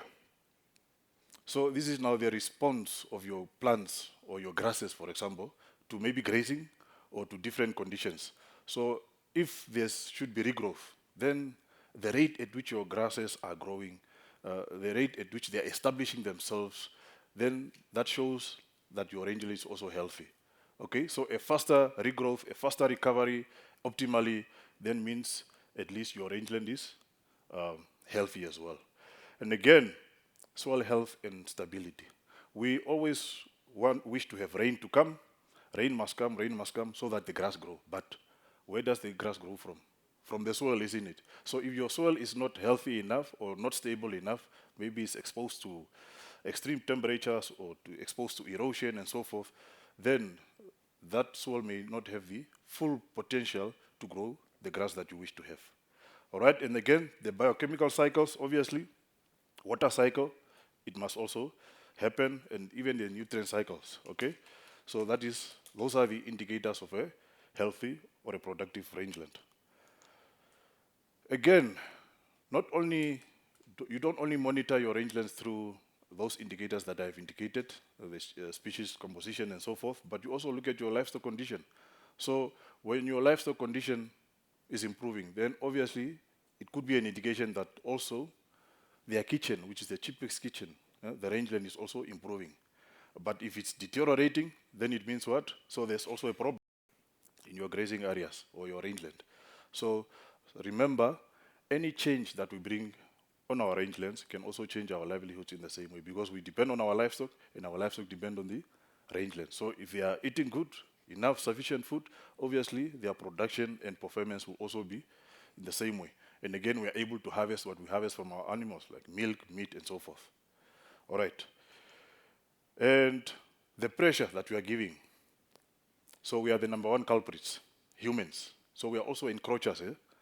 Sometimes we encroach onto grazing areas because the population is increasing, everyone needs a piece of land, and where do you want to settle?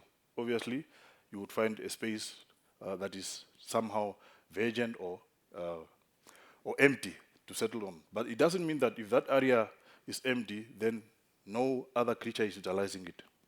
Your wildlife will be utilizing it, your livestock could be utilizing it, but you take over and then you may displace them. So anytime you talk of displacement, you are also touching on displacing genetics as well, so as per the theme. All right? And then the livestock numbers that we have. Everyone wants a number of livestock. So, but the livestock numbers are more than what the rangeland can support. So most of us have deteriorated or overgrazed our areas, but now whoever wants to start a homestead with a number of livestock, what will the animals graze if there's nothing? So that's why even our productivity, especially in communal areas, is growing very slow or even going backward, because we don't have enough grazing resources. We've depleted them. And then this degradation is also exacerbated by the climatic activities or events like drought, floods, and so forth. So when there's drought, then obviously there's no rangeland productivity. Or if there are floods, then obviously also some plants, some seeds, organic matter, they are also flushed away or washed away by these waters. So leaving our soils vulnerable or even unproductive. Okay, so but then through this pressure, we are degrading our rangelands in different forms. Okay, the number one form that we have as a problem in Namibia is bush encroachment, isn't it? So that is the biggest problem. So how does bush encroachment come about? Plants in the ecology or in the ecosystem should live in a balance. Every plant has its own competitive abilities. But if you continue to give pressure on one plant, then what does that mean? You are reducing the competitive ability of that plant, giving way for the other one to take over. So it's all about overgrazing as well. So we are the culprits. And then deforestation. If you look at in areas like Kavango, Zambezi, if you even take 5 years, 10 years back, most of the areas were nicely forested. But now they are being deforested because of what? Population growth, people also looking for cropping areas, so they are clearing land for crops. And again, desertification, we have found some areas, especially in the western regions, Erongo, even parts of Kunene and so forth. Such areas, at one point, they may seem to be deserts because of degradation. All right? And this degradation also results in loss of biodiversity. Yeah, because there are different aspects or factors that may also lead to this specific biodiversity loss in specific areas. All right, so our ecosystems or our rangelands are no more stable or they are fragmented. And then if you displace one plant species or even an animal species, then what does that mean? Or even if you disturb a habitat of certain plants or animals, so you are displacing those animals. And then when you displace one plant species or even an animal, then invasion also starts. So that's why we also have issues of bush encroachment, is because we are displacing other valuable plants. And again, within communities or plant communities or even animal communities, there's also competition amongst them. So what do plants compete for example? Sunlight, soil nutrients, moisture, and so forth, and even space. So there's also inter-specific competition, which is now competition between one plant species with another plant species, or intra-specific competition, which is now between or amongst species, plant of the same species. So because when there's competition, then it means there's a resource, a limiting resource that they are competing for, which could be water, could be minerals, soil nutrients, and so forth. So it's all about competition for survival. And again, our ecosystems or our rangelands become vulnerable to climatic shocks like drought, floods, and so forth, and even diseases, because some climatic conditions also come along with environments that that are favorable for even microorganisms or some pathogens, and that may cause diseases. All right, so it's a vicious cycle. And then our productivity in terms of agriculture is also disrupted, because the moment your rangeland loses its productive value or potential, then it means at one point you may not produce as you were supposed to. Okay, clear? Yeah, because even if you look at some grazing areas, you would find that there's a lot of grass. But if you look at the animal's body condition, totally two different things. Why is that? We have displaced the most valuable plants or grasses. The grasses that you are left with are not able to support, or they don't have the value or the qualities to support our productivity. Okay, and then our socio-economic well-being will be affected. Remember what I've started with? Any change in our rangeland condition will also change our livelihoods in the same way. Okay. And then, just as an example of how we degrade that is now for livestock farmers, how do we degrade our areas or our grazing areas? Number one, it's selective grazing, and again, overgrazing. So we keep animals that are a lot, given the carrying capacity of that area, and again, animals also have preferences. They are selective. They can select specific species that are of value or that are nutritious, and then they deplete them. So afterwards, what then? It's either they move to a different area if the leftovers are unpalatable, for example. But we have certain animals that are even very efficient in utilization, like donkeys. They can take out anything, isn't it? Yeah. So if you look at the pictures showing grasses, those are just 3 different species of grasses in one spot, one camp. But look at how they were utilized. Okay? So to your right, the first picture, that is Cenchrus ciliaris, blue buffalo grass. Can you see it was eaten to the ground level? So what does that mean in terms of utilization or value? It has a higher grazing value. And the middle one, Stipagrosses uniplumis, Blankhard Bushman grass, can you see how it was utilized? 50% of it, meaning only the top part. So in terms of selection, Animals select a species in terms of value, and then when it comes to a specific grass, maybe of less value, then it selects the parts that are nutritious or even easier in terms of digestion. So you can see how Blenghar Bushman grass was utilized, 50%. Otherwise, the animal cannot go down below because it now becomes hard. Okay? The third one, far left, Aristaeus stipitata, that is now steergrass. So that is the grass that is dominating most of our areas, grazing areas. Why? Because it has a full chance of growing until they produce seeds and regenerate themselves. So the other grasses like blauwbuffel and so forth, the time that they want to establish themselves, they are cut down or they are eaten.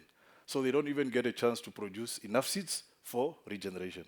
Whereas the unwanted grasses have a full chance to grow until they produce seeds and they start dominating grazing areas. Are we together? So there are grasses like stipitata, sirgras, Smithia kalahariensis. Yes, some invasive grasses are good, but if they dominate, imagine if your area, grazing area is dominated by an annual grass, for example, then it means you only have food for your animals only for a few months, maybe 7 months of the year. Then the rest of the months, what are your animals grazing? Zero. So that is why it's very important that we also need to reintroduce or restore our grazing values through introducing some valuable grass species. So this is now to manage for sustainability, and there's a document that was that is available through the Ministry of Agriculture that was developed in 2012, I guess, talking about the management principles, sustainable national rangeland management policy and strategy. So there are some principles that are really valuable or that are useful for every farmer, whether you are communal or commercial, to also follow, to have them at the back of your mind. So number one, you need to know your resource base. You need to know what you are managing. So do we really even take stock of what we have on our grazing areas? Do you know the type of grasses that you have? Do you know whether you have annual or perennial grasses? Do you quantify how much you have in terms of carrying capacity and so forth? And then manage for effective rest and recovery.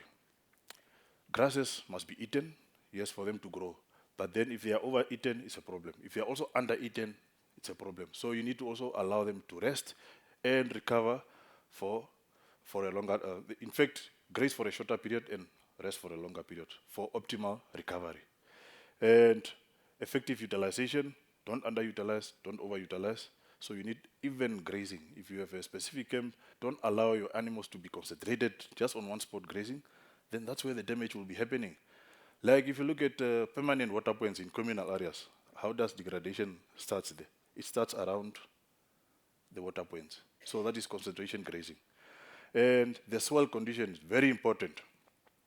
So we need to recondition our soils. We need to improve our soil status in terms of them being able to produce the forage materials that we want. And bush encroachment, that is a song in Namibia, so we really need to give attention to it. It must be addressed. For as long as we want to meet market demands, increase our production, we cannot do that without our rangeland or even thinning out bush to create space or to even broaden the grazing areas. Drought planning. Do we plan for drought? So again, we need to plan for drought, either through fodder production or either through reserving grazing and so forth. So there are many ways of doing it so that we don't constantly give pressure on our rangelands while we are in difficult situations. So we need to have other means of relieving the pressure from our rangeland as well through proper drought planning. Before drought, during drought, and even after drought. Monitoring. Do we even monitor our rangelands? Do you even take time to drive around to see how has the animals grazed this particular area and how is that grazing area responding to utilization, for example? The response of the grasses or even the regrowth or the sprouts, all right? The land use infrastructures, water and the fencing, okay? Farmers in commercial areas, you are able to rotate animals, you are able to use camps to reserve areas and so forth. And again, your water distribution also play a key role because you can influence animal movement through water. But in communal, what we have, one permanent water point, so there's only one spot that is being hammered. Yeah, so all these principles should be used together. So remember, this productivity that we want, to increase productivity, to meet market demands, will not depend on just us with our management. It depends on the environment, which is now the rangeland, isn't it? And the animal. So the animal that you have should also be able to perform. And your management, very important. Not you by your name or how you look like, but the way you are managing your farm or your rangeland play a key role in increasing your productivity. Yeah, so just basic practices that we need to apply in terms of rangeland restoration. The soil we need to give attention to, where we need to control erosion, because with erosion, we are also losing organic matter, seeds, and even the most fertile soils through either wind erosion or water erosion. And soil rehydration. Our soils are very dry, they are dehydrated. So now we are expecting rain should come. Maybe the first, even 40% of rain that you get, where does that water go? Further deep, because the soil was too thirsty, too dry.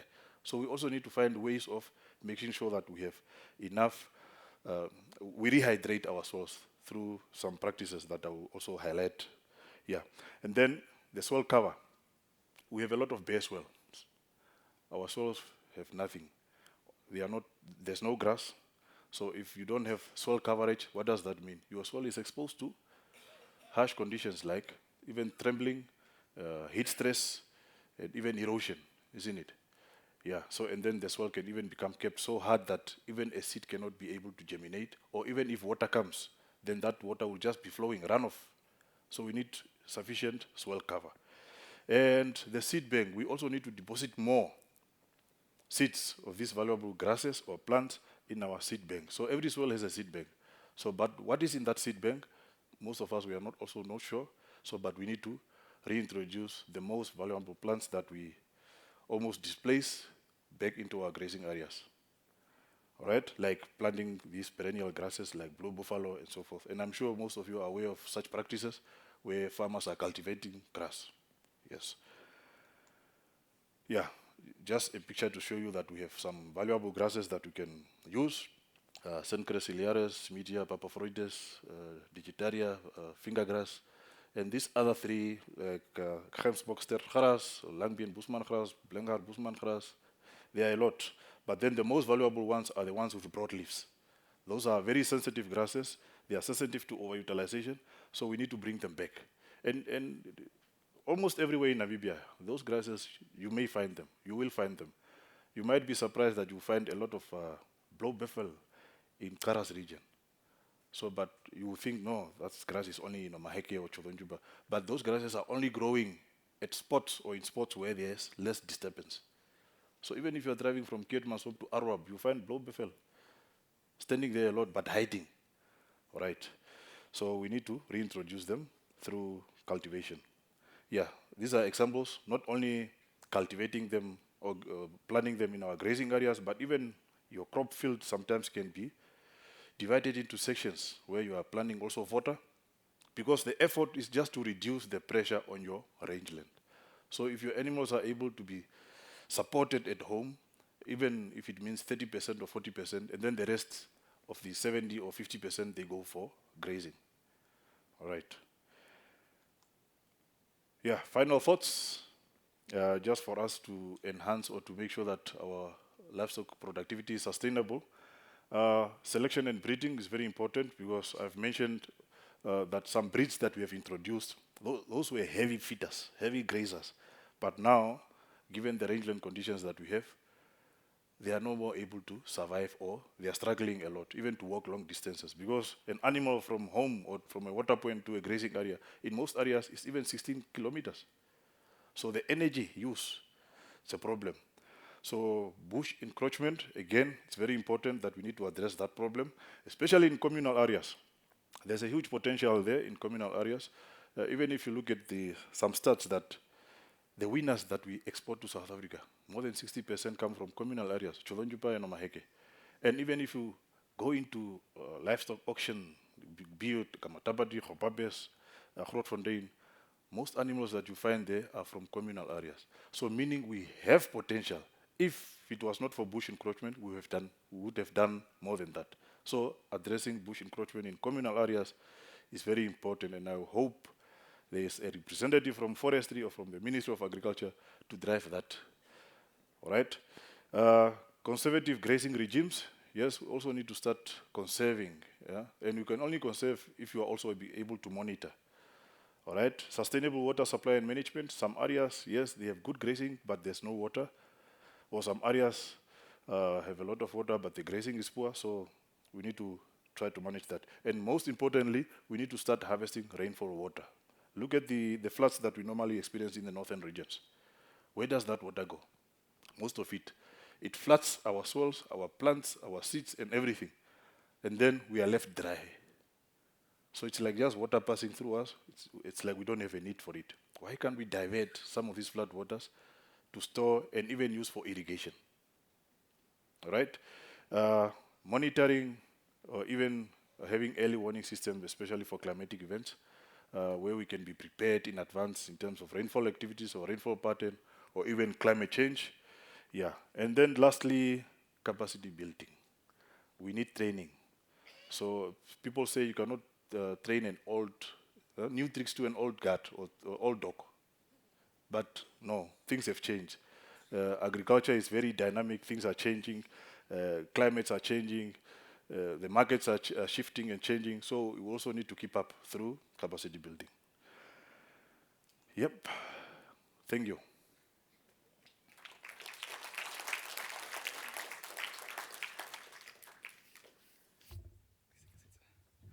We were ready for more. Let's please give him another round of applause. I just want to know, why are some of those grass species still called by their colonial names? I'd also like to welcome in our midst Honorable Willem Amtenia. He's got very serious national responsibilities. But because of the significance of this platform, hosted by Bank Windhoek, he deemed it fit to grace us with his presence. So thank you very much for your presence, Honorable Amtenia. Do we have any questions about rangeland? Do we have any questions about colonial names of grass species? Do we have any questions about striking a balance between letting the fields rest and harvesting and enjoying and eating? Do we have any questions for AgriBank? Remember, he's also a representative of that particular entity. We have one question here. We've got another question here. Thank you very much. Please tell us who you are and kindly tell us in which capacity you're putting that question. Please be fair in your engagement. Yes, good afternoon. Could you kindly stand for the camera? Okay. I just want to ask AgriBank, in the Shodonjupa region, how do you guys measure the grazing per hectare per cow? And in Aminus also in the Shodonjupa region. Maheke. Yeah, take another one. Thank you, sir. Madam. Kindly, please. Yes. Thank you very much, Mr. Garuka, for an excellent presentation.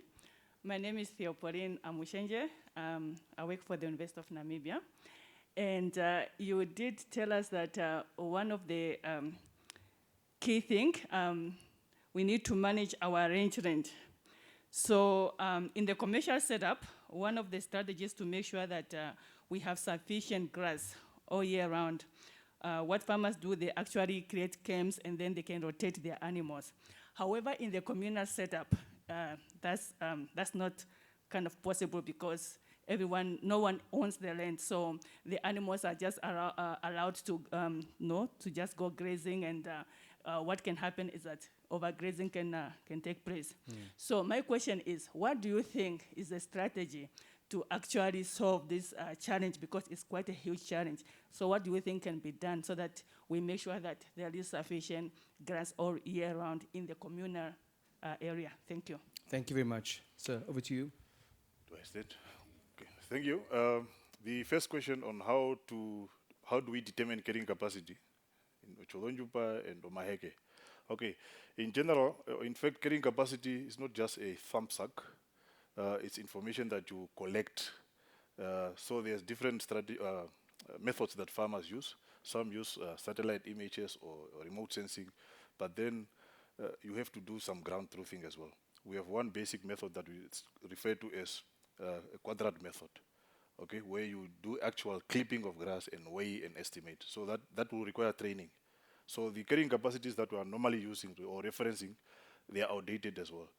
Even for resettlement farms that we are advertising, that no, stock up to 200 or whatsoever, it's based on old information. So it's also high time that we need to start updating this.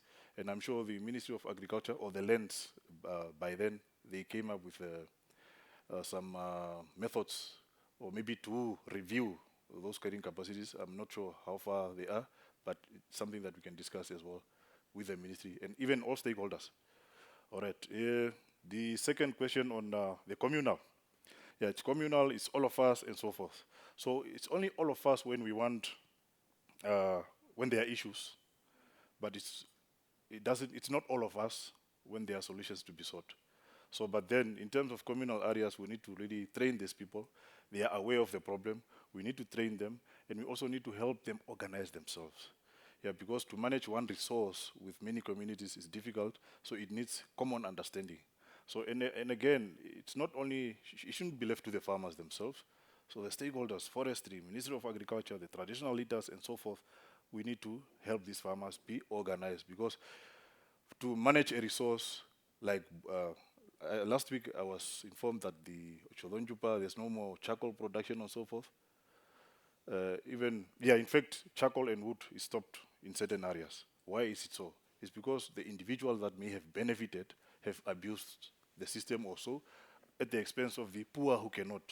So it's all about common understanding, reorganize yourselves, and benefit sharing equally. Yeah. Thank you, I hope. But with further discussions, there's more that we can also come up with. Yes. Pocket for now, Mr. Karuka. Let's Yes. just give him a massive round of applause. Thank you very much.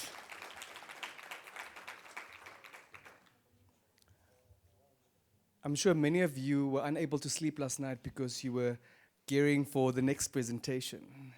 It's always fascinating to have someone in our midst to speak about pharmaceuticals. However, that will not be the focus during the address, but perhaps during the question and answer session. Mr. Goy Gertze, Operations Manager Swavet, will be speaking to us about feeding the future, investing in health for agricultural prosperity. Are we able to please give him a resounding round of applause?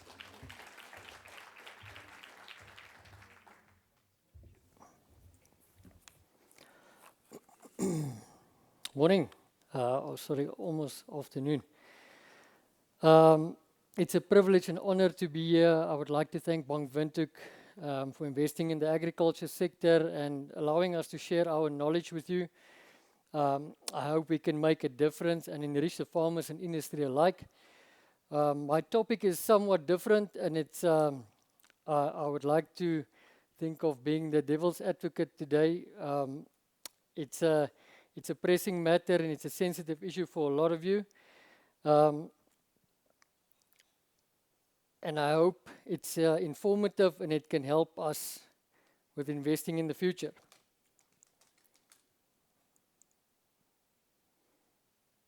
Just a little bit about Swavet, our company.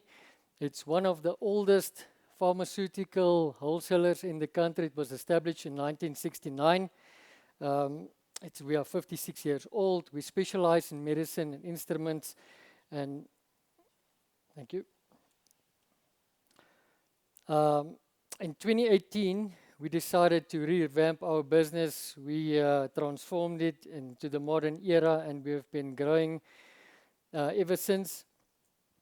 We also distribute to the whole of the country, to all the pharmacies, and also other wholesalers.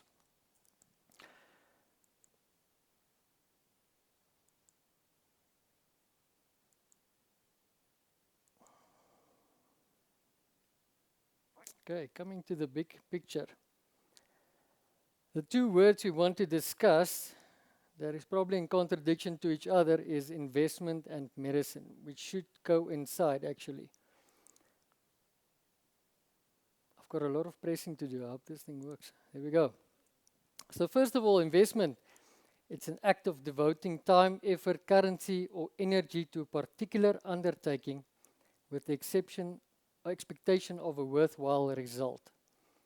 Medicine, on the other hand, is the science of or practice of the diagnosis, treatment, and prevention of disease. Now, there are some specifics that we can highlight here. If you look at investment, the two key words are expectation and a result. That's what we want. In medicine, it's prevention or cure.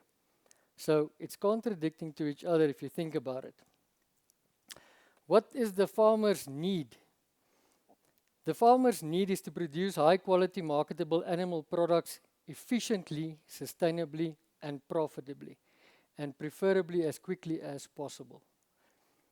The reality is people often invest in visible results like physical appearance, but neglect preventative animal health, treating only when symptoms appear instead of investing in medicine as prevention and not only a cure. I will use some examples in the following slides. I made it a bit interactive so we can understand the principle where these two should combine for us to benefit from them. Factors that contribute to achieving our need. Genetics and breeding, we spoke about that a lot. If you buy bad genetics, expect the result to be bad genetics. Nutrition and feed quality. Rain is a factor, grass is a factor, as we just spoke about. If you don't have proper feed or natural feeds, grass, you will spend more money. Infrastructure and logistics. A lot of farmers do not have proper infrastructure or logistics to become commercial or produce as the need requires. If you do not have sufficient kraals or mangas to vaccinate your animals or herd them, you will suffer. Climate and environmental conditions, environmental pressure. Yeah, I think in every presentation today, rain was mentioned. It's always a big factor. So if it doesn't rain, it's a problem. What happens if it rains too much? It's a problem for you, but it's a positive for us. So we always say it rains pest like wat noem jy dit, die bosluise. Parasites. It rains parasites, yeah. Animal health and disease management, that is what we will be talking about shortly. Financial and market access, meat prices. Meat prices will affect you.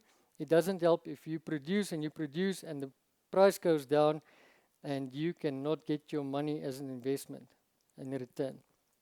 Government policy and restrictions. What happens when there's an outbreak? What happens when there's a lumpy skin outbreak? There are restrictions put in place. Feedlots are restricted. There's a quarantine period. You have to now put your cattle in quarantine for 30 days. What do you have to do in 30 days? You still have to feed them. You have to give them water. You have to look after them. It costs you more money. So policies and restrictions will also affect the end result at the end of the day. So what we will be discussing is animal health and disease management. Preventative health and disease management, if I can put it into perspective, the first thing you probably see is cash flow or money. It's an expense. It's not something you see. You will spend it on a result that is basically not there yet. So the big question always is it an investment or is it a liability? It all depends on the farmer.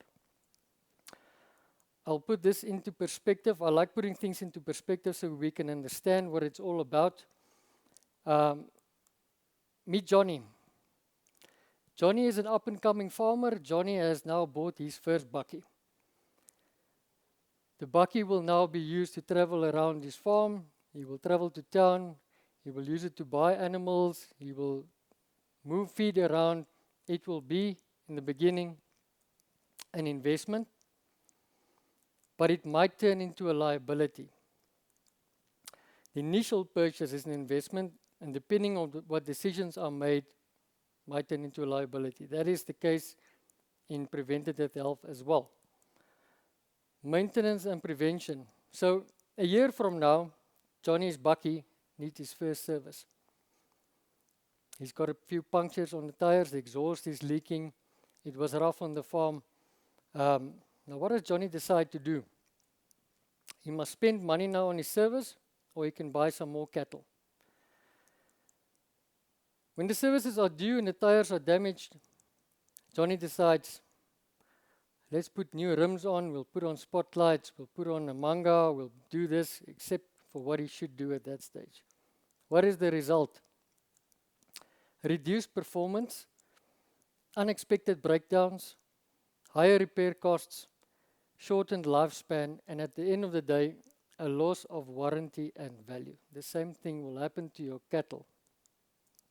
Money is spent in the wrong way, not for prevention, and at the end it becomes a liability. And the result is a very unhappy bucky owner. Now, it's not only the farmer that is responsible. This is where we come in. We always say in the industry, it's not you, it's me. So there's a couple of things, and there's a couple of role players that are very important. We've spoken about them before as well. It's not in any particular order, but if this chain is broken, like was spoken before, if the chain is broken, the others cannot function. So let's start with the banks. Nobody mentioned the banks.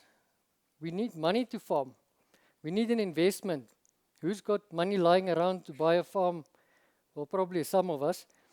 But the bank is probably one of the biggest key role players. The regulators, NLU, ministries, the government, they regulate what's going on. They put in the laws and regulations. They restrict us. These are also key factors and key role players. The industry, that's where we come in. We are the suppliers. If we close our doors, there's no more medicine. There will be no more feeds. There will be no more additives. What happens then? And the consumer is the person, like we mentioned, the US, probably the guy that buys directly, feedlots, abattoirs, and then, of course, probably the most important is the farmer. So if you take out any of these key role players here, this circle will be incomplete and none of it can function. Factors that influence availability of medicine and vaccines, one of my favorite topics and one of the least favorite topics probably as well.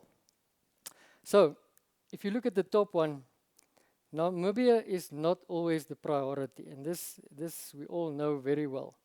Other countries get prioritized due to larger demand, and they have got the home ground advantage. And we've seen it now recently, if both of these countries have an outbreak at the same time, what will happen? For instance, the foot and mouth disease, the lumpy skin broke out in both countries, or FMD rather, not lumpy skin. South Africa will take the majority of the vaccines available for themselves first. That's unfortunately how it works. I always think of if you're flying in an aircraft, an airplane, you've got these instructions behind the seat. It tells you in case of an accident, there will things be dropping out of the seats, and you must put the air mask on your face. But what it says at the bottom is really important. Put the oxygen mask on your face first, and then help others around you. Do not put the mask on your child's face first, put it on your own face, and then help the others around you. So in this case, this is what's happening with outbreaks. The countries take the vaccines for themselves first to help themselves, and then what is left will come to Namibia. Infrastructure. I always use Eskom as an example. It's probably not a good example, but it is nonetheless. Luckily, we don't have those problems. As most products are imported, blackouts reduce productivity and also the prices. When they had like stage 6, 7, 9, 11, I don't know what the stages were at one stage in South Africa, factories could not run for weeks on end. Even though they had solar power, your solar power will only carry you so long. And then what happens? You can't produce, you become behind, you get behind, there's a backlog, you can't produce to Namibia and other countries. When the first batches come out, South Africa will take the first batches. Shortage of materials, bottle caps, labels, glass, also due to COVID. There was a backlog. You must understand when there's a medicine or vaccine, it's got different components. It's got a bottle, it's got a label, it's got a cap, it's got several different components that are not produced in the same factory. They come from different areas. So one area is struggling, the whole unit suffers. Batch failures due to higher standards and restrictions. This is one thing I love to talk about because this will help us in the long run. A lot of people in the industry complain about restrictions becoming more, the regulations are a lot worse than it was 10 years ago. It's actually a good thing, which means we will have a better quality product in the long run. For us, it's a headache, but we have to comply, and as soon as we do that, it will be better for us and also the end consumer. Then drop in the ocean. What is the current exchange rate? Where are the bank people here? US to probably 19, right? 1920. Okay, and euro is almost the same, 20 probably. Okay. So companies call it pruning. So because we mostly import products into the country from Europe, which travels through South Africa, the companies are situated in France, Europe, all over. There's a guy that sits behind a desk and looks at the sales. He's got no idea what our needs are in Namibia. All he sees is we sell 10,000 euros per year of a certain product. Now for us, it seems like a lot. For that guy, there's normally a value of about 200,000 euros, which they cut. Anything below that, they will see as not, it's below value. So 200,000 euros, it's about what, 4 million per annum. Anything that falls below that will be pruned in Namibia. So the problem is with a lot of these vaccines and medicines, there's only one of a kind. There's nothing that replaces it. So if that is pruned, there's no replacement for it. So for us, it's really valuable. That 4 million per year of sales is important, but for them, it's just a drop in the ocean. So that's one of the biggest factors that we've got. A word you've probably heard about before, GMP. It's called Good Manufacturing Practice. It's becoming a global prerequisite. All the companies have to conform to it. What means is that they will be spending a lot of money to upgrade factories, which is also good in the long run.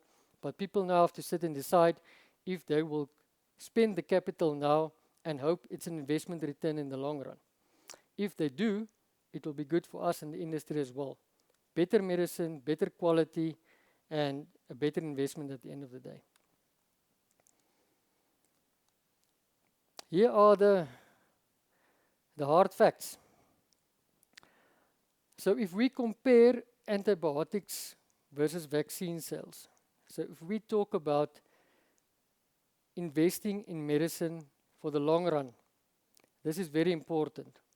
What this curve should show is the sales of vaccines should go up and it should be above antibiotics.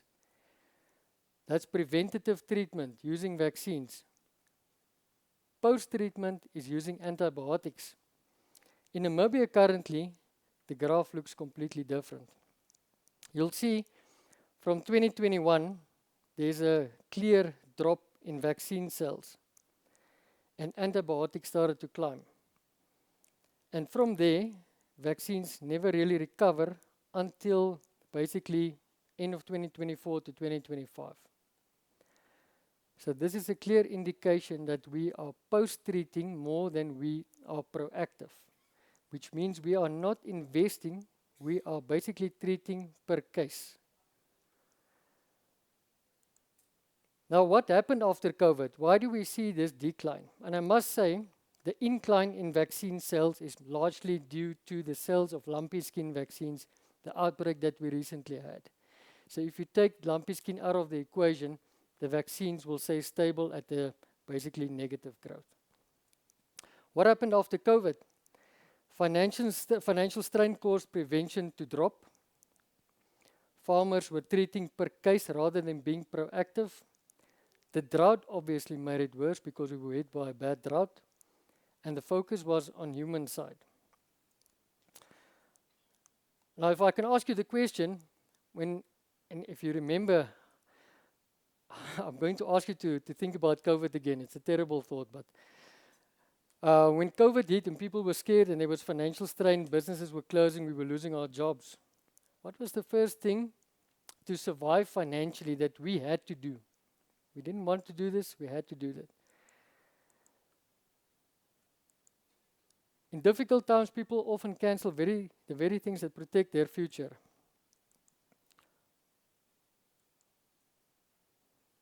Insurance, health insurance, other insurance, jy het jou kar se paaiement, se versekering gekanselleer. Se paaiement ook seker. The bank probably repossessed your car as well because of that. Insurance, pensions, and general investments were cancelled. The same principle applied to animal husbandry and farming. People would stop investing in buying vaccines and they would hope for the best. They would basically treat animals per case, and if they could see there was a problem, they would treat them. They would not vaccinate regularly, they would stop investing. So COVID is still a big factor today, and the trends and patterns that we see from 2018 to 2025, antibiotic sales have been more consistent with smaller fluctuations and steady year-on-year growth since 2022, which means it's still above vaccines, which is not good, but it's also growing because of the farming industry, the agriculture industry that's growing in Namibia. That's a positive. Vaccine sales suffered significant drops after 2021 and only recovered in 2025 due to lumpy skin. Due to renewed distribution, higher demand and better availability. So I will show you the positives. That is actually true. If we take out lumpy skin out of the equation, it is still true, but it's still a 4-year decline in vaccine sales. 2025 marks the best performing year for both categories. This is something not probably you want to hear. For the industry, they say, een man se nood is die ander se brood. So if there's a problem, it's good for us, but it's not good for the industry. Increase in OTC antibiotics. So OTC means over-the-counter antibiotics. So I just want to stop there quickly and talk about it. And I mentioned beneath that, you'll see that big word, oxytetracycline. So there are two different types of antibiotics in agriculture. It's not like in humans. In humans, all antibiotics are scheduled products. You cannot buy them over the counter. In the case in agriculture industry, there are still over-the-counter products that you can buy. We call it OTC. Those are the terramycins, the swamycins, the antibiotics that you use to treat your animals, right? So there's an increase in this because of self-treatment. Now, it ties to a lot of reasons in Namibia. In other countries, the sales of OTC antibiotics have gone down because they've got access to vets. In Europe, there's a vet within every 20 kilometers of you. Imagine if I tell you, you can't inject your animal with swamycin today, you have to drive to the closest vet. How will that work? If you live in Otapi, where will you have to drive? The state vets are not enough. They can't attend to all the animals. It's going to cost you more, and all that will happen is the animals will be euthanized. You would rather euthanize an animal than treat it. That will be the end result. And because people are not vaccinating and being proactive and investing in the animal's health, more antibiotics are needed. I'll speak shortly about AMR as well. You'll understand what it's all about. The unfortunate truth is without the lumpy skin disease outbreak, figures would look the same, and other figures and other vaccines have not actually improved. That is the seriousness of the industry. There are some positives as well. So some people, I don't want it to be too negative. More generic vaccines and medicines are coming into the market, which means there are replacements which are just as good, but for maybe half the price or less. And these products are just copies of the originals. That is what a generic means. It does not mean it's an inferior product. It's just that someone has done the work, all the hard work and investment 20 or 30 years ago, and technology advancements are now allowing us to copy these products and bring them to you as generics. More multi-strain vaccines are available. In the past, they were all single strains. You had your Pastorella, your Bloednier, and you had your Hartwater. You had all those different ones that you could use. And now, all of a sudden, you can buy a 5-in-1, a 6-in-1, 8-in-1, 10s-in-1. So the initial purchase will be more expensive, but you will be able to treat for more diseases at once. With more products available, prices will become competitive, as I mentioned. The original products, the original companies now have to drop their prices to compete. There's no more monopoly. And then AMR awareness is forcing the industry to be proactive. So AMR, I'm not sure if you know what that is. It stands for antimicrobial resistance. It's a hot topic in Namibia for the last, how many years? Since 2017, we started with it. What it basically means in a nutshell, if we keep on abusing antibiotics in Namibia, the end result is we will all be resistant, not only animals. It's not only in the human side, it's in the animal side as well. Antibiotics travel through soil, they travel through plants, they are concentrated in meat, milk, all of those things.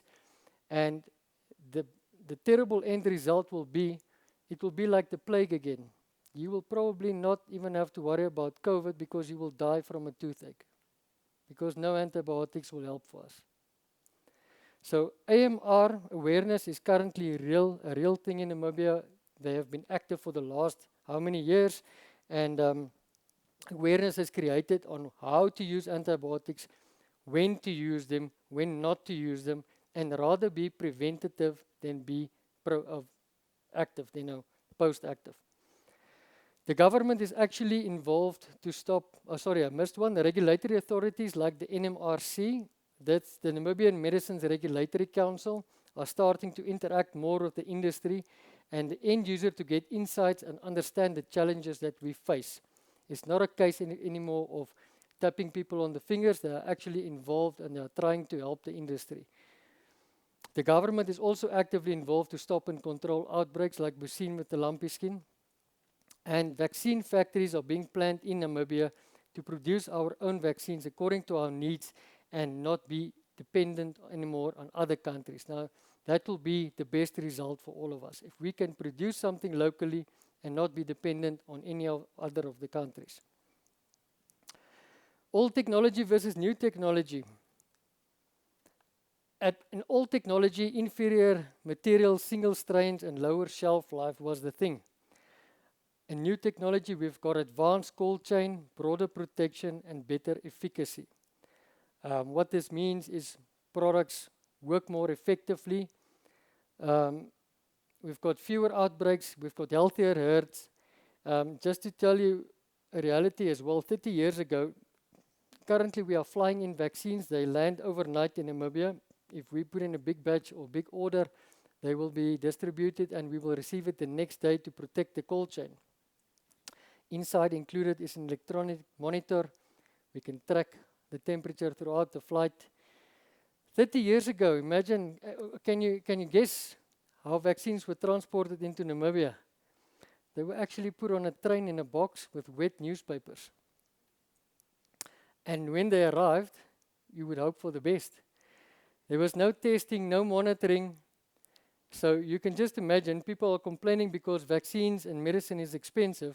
But in the old days, you probably injected water and you still paid for it. That's the reality.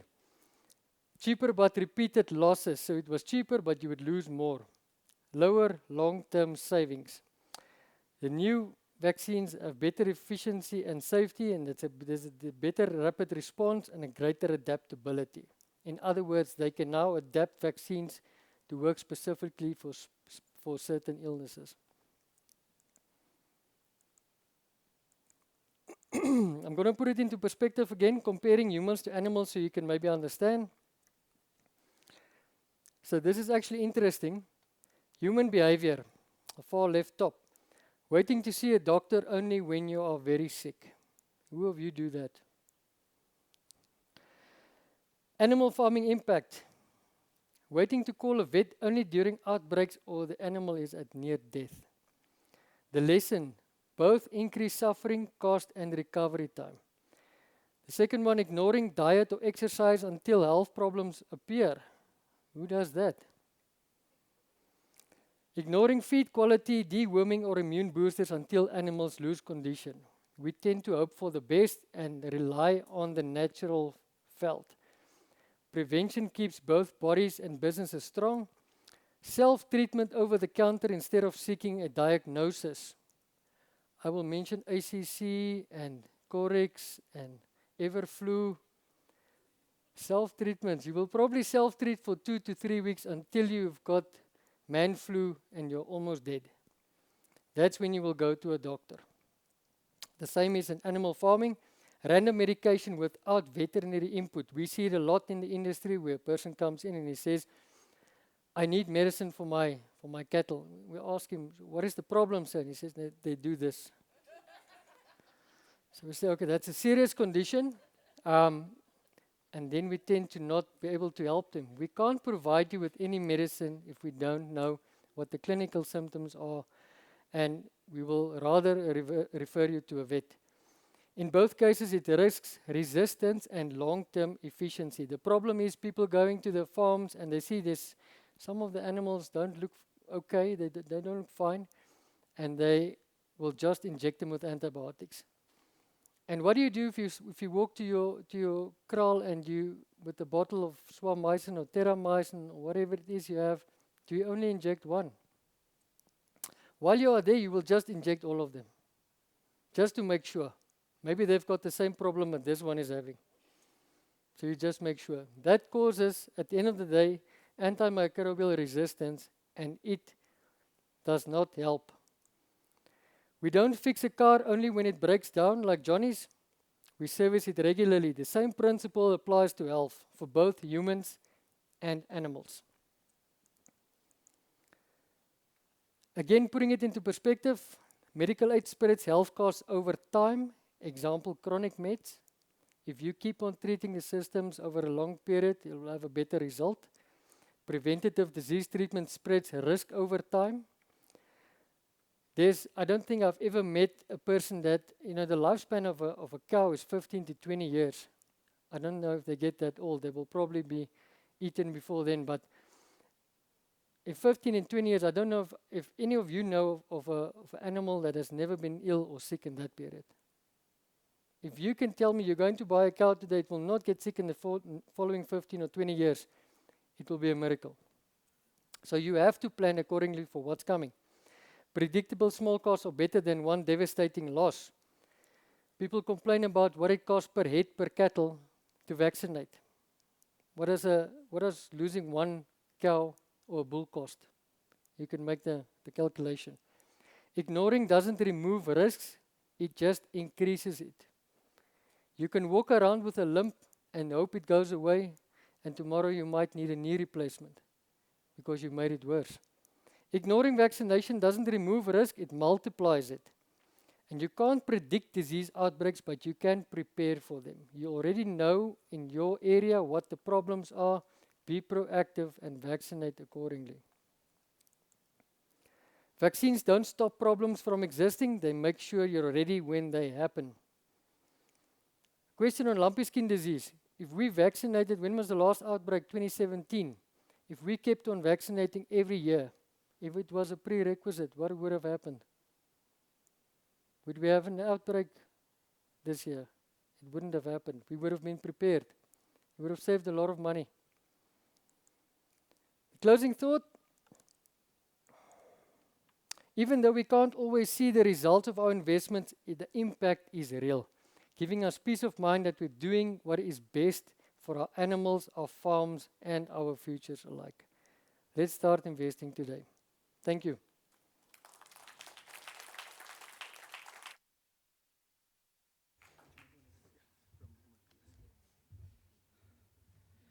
Mr. Goethe deserves another round of applause. Do we have any questions for him? There's a question here. Also, just bear in mind that he'll form part of a panel in a short moment, and then we'll also have another opportunity to engage him.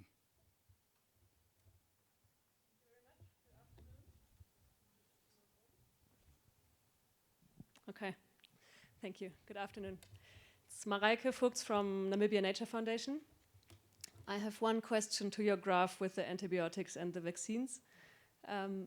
Just from my understanding, I thought vaccines are against viral diseases and antibiotics against bacterial diseases or issues. Do you think there's also another reason why the antibiotic uses has gone up so much apart from vaccines, because they do target different issues? All right, Mr. Venter, shall we also quickly take your question and then have Mr. Goethe respond before we get into our panel? Thank you. As a farmer in the east, dung beetles is a very good friend of us because they're taking the dung down in the soil, improving biodiversity, improving fertility of our soils. And ticks are not a good friend of us. But according to my understanding, there's no systemic treatment of ticks which is not killing dung beetles. How do we get that balance right to ensure that our environment is improving while we're still protecting our animals? Thank you.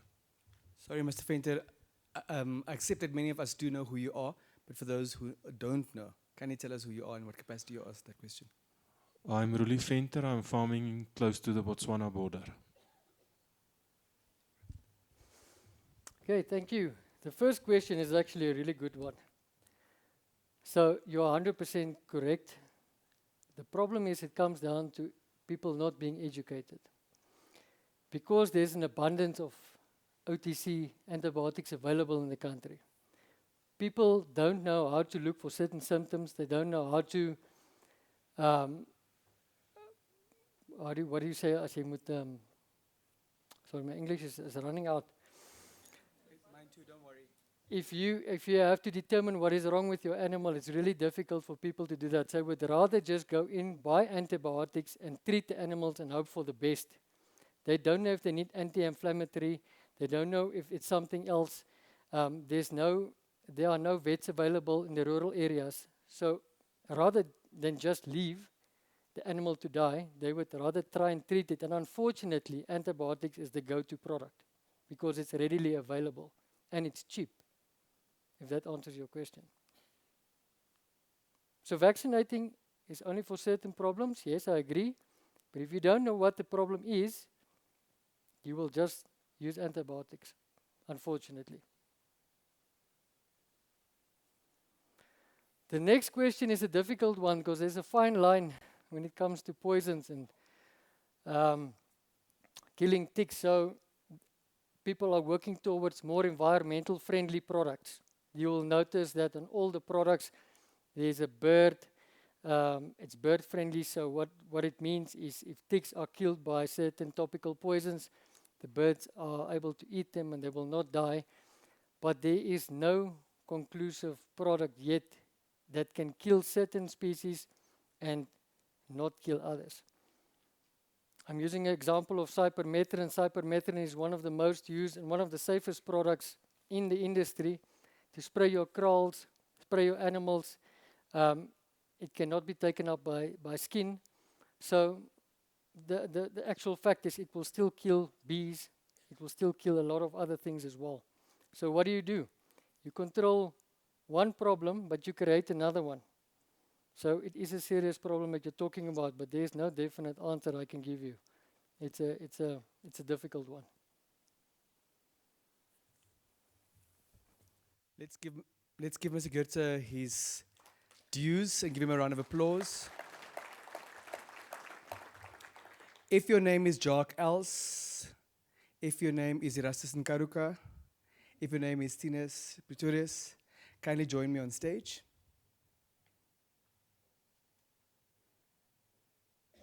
I know you can't resist the temptation to give them an applause. You need not, so go for it.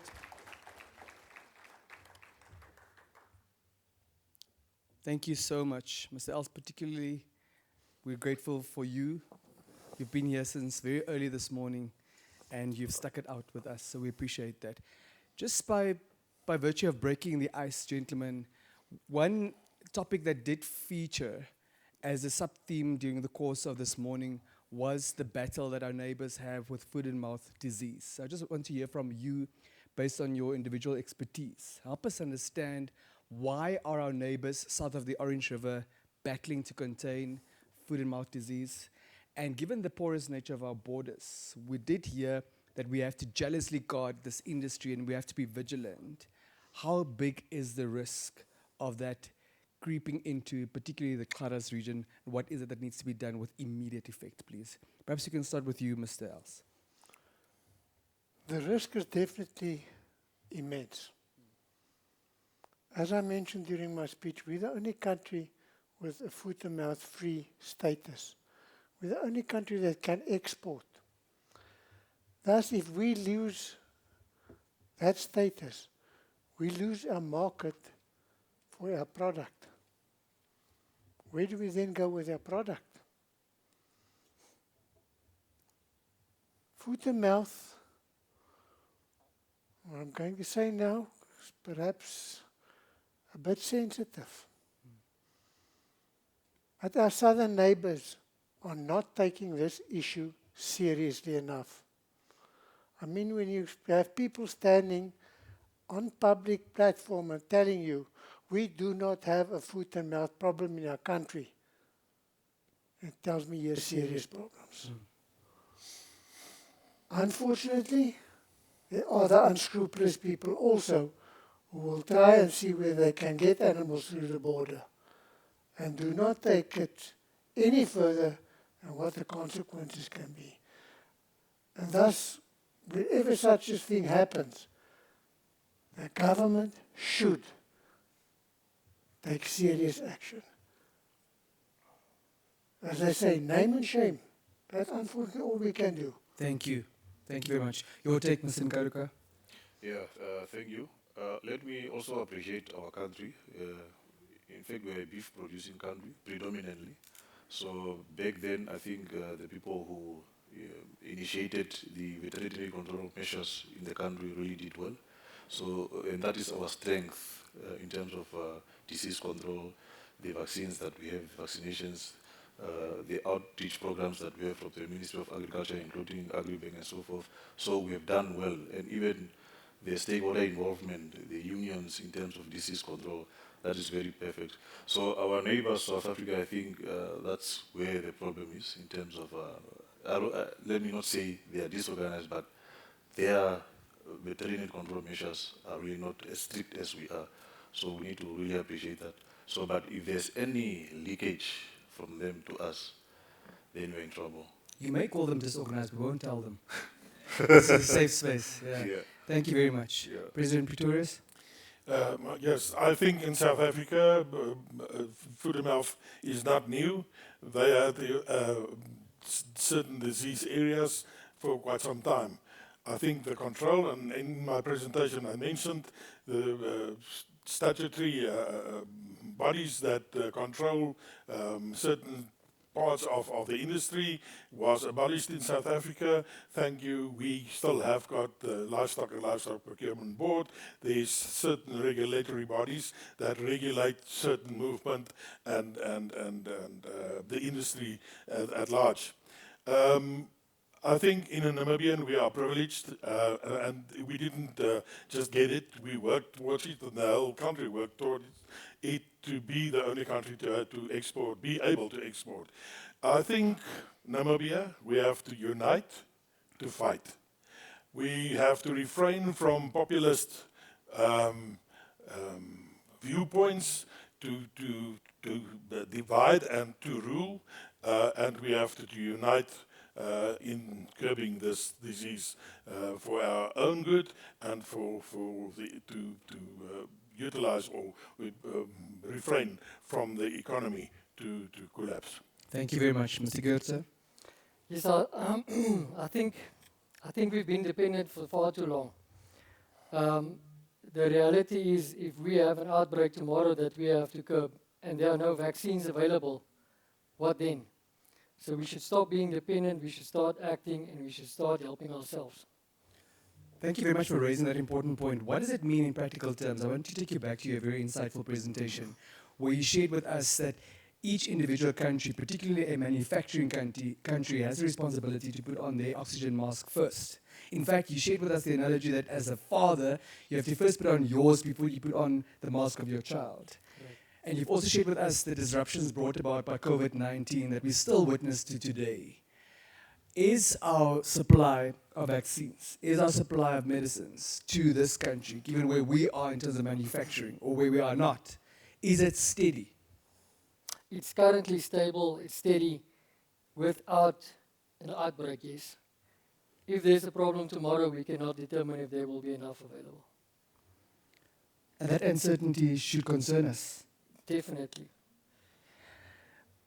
President Pretorius, you have touched on the correlation that we've also heard earlier this morning via the Deputy Executive Director, the correlation between the role that agriculture continues to play in helping us accomplish our development goals and NDP 6. Now, we know that as a country, we have this target to double output of the sector. Given the constraints, given our challenges, is that an attainable goal? Is it something that we will accomplish in our lifetime?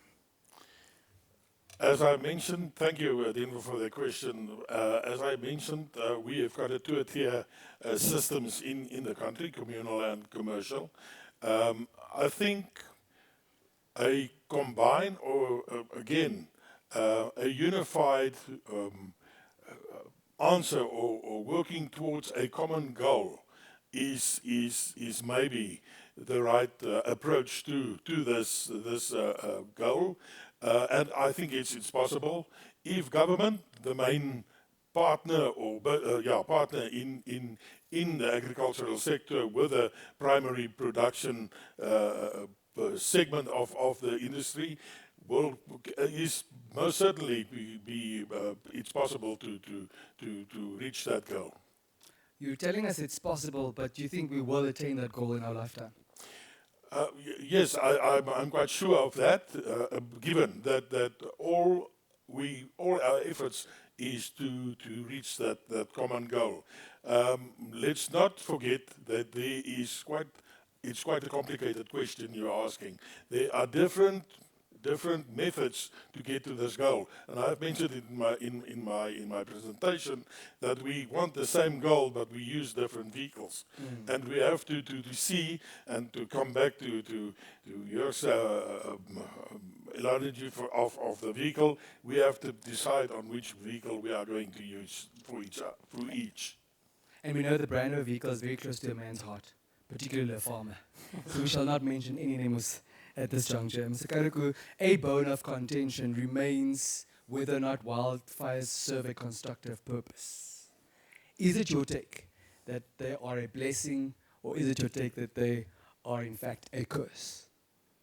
Okay, thank you.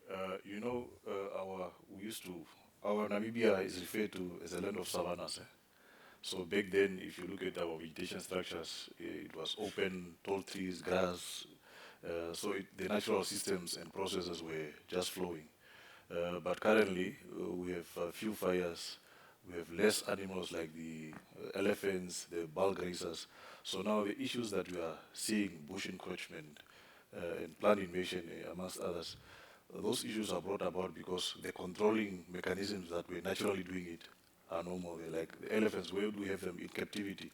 The wildfires, we don't have them more because we have lost a lot of grass, which is now the fuel load.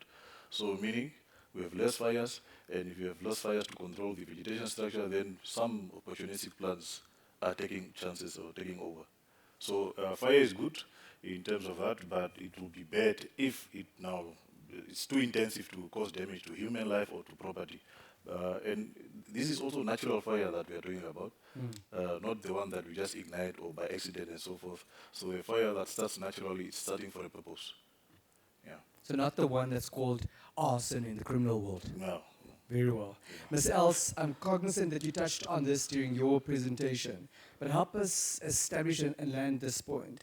Why do some breeds appear to be more at risk for loss of genetic diversity compared to others? Your bigger breeds are at less of a disadvantage because they have a bigger genetic pool. And thus, it's easier for breeders to obtain new genetic material from other breeds. There's within the breed. Your smaller breeders associations, it becomes problematic because your genetic pool within the country, worldwide it might not be a problem, but within the country it's a problem. And especially now that we've got FMD problems with our neighbors, we depend predominantly on South Africa for the provision of our genetic material. So it becomes now very difficult. There are ways and means to circumvent this, but it's long term. And our biggest problems now is for the breeders on the ground that they need new genetic material. I mentioned to you what it costs per straw. That is just the cost per straw. That's not the cost for that straw to be delivered to Namibia. If Mr. Pretorius and them doesn't have an AI can that they can send over to North America, they must buy a can. That's 30,000 Namibian dollars for a can. So that comes on top of your price, plus your nitrogen, plus your transport costs. So it becomes very expensive. And if you then take the cost involved with your success rate, especially in our hot, dry climates, it is for the normal stud breeder, it becomes not a viable option. Thank you. I'm just so happy that it's not too hot or too dry today. Do we have any questions for our experts at this juncture? If you're joining us virtually, kindly also post your question online, and we'll see to it that that question gets put to our panel. Honorable Amtenia, please keep it brief in the interest of time. I'll be very, very, very brief. My question is on the aspect of the foot and mouth disease. And I think Mr. Pretorius spoke about the need to unite in order for us to ensure then that we kept that and maintain our market, more especially the international market. Obviously, we have a big challenge of the northern part of the red line, which obviously has been excluded for too long when it comes to the international market, more especially on the niche market that we are talking about, the beef. In your views, what do we mean that we should unify? How do we ensure that we bring those northern producers into the market at the same time, making sure then that we take care of and control the outbreak of such diseases? Thank you. Thank you so much, Honorable Amtenia. Can we have another question before we allow the panelists to respond? By a show of hands, who is asleep? By a show of hands, who is asleep? By a show of hands, who's an honest person? By a show of hands, who's asleep? Do we have another question? Very well. Thank you.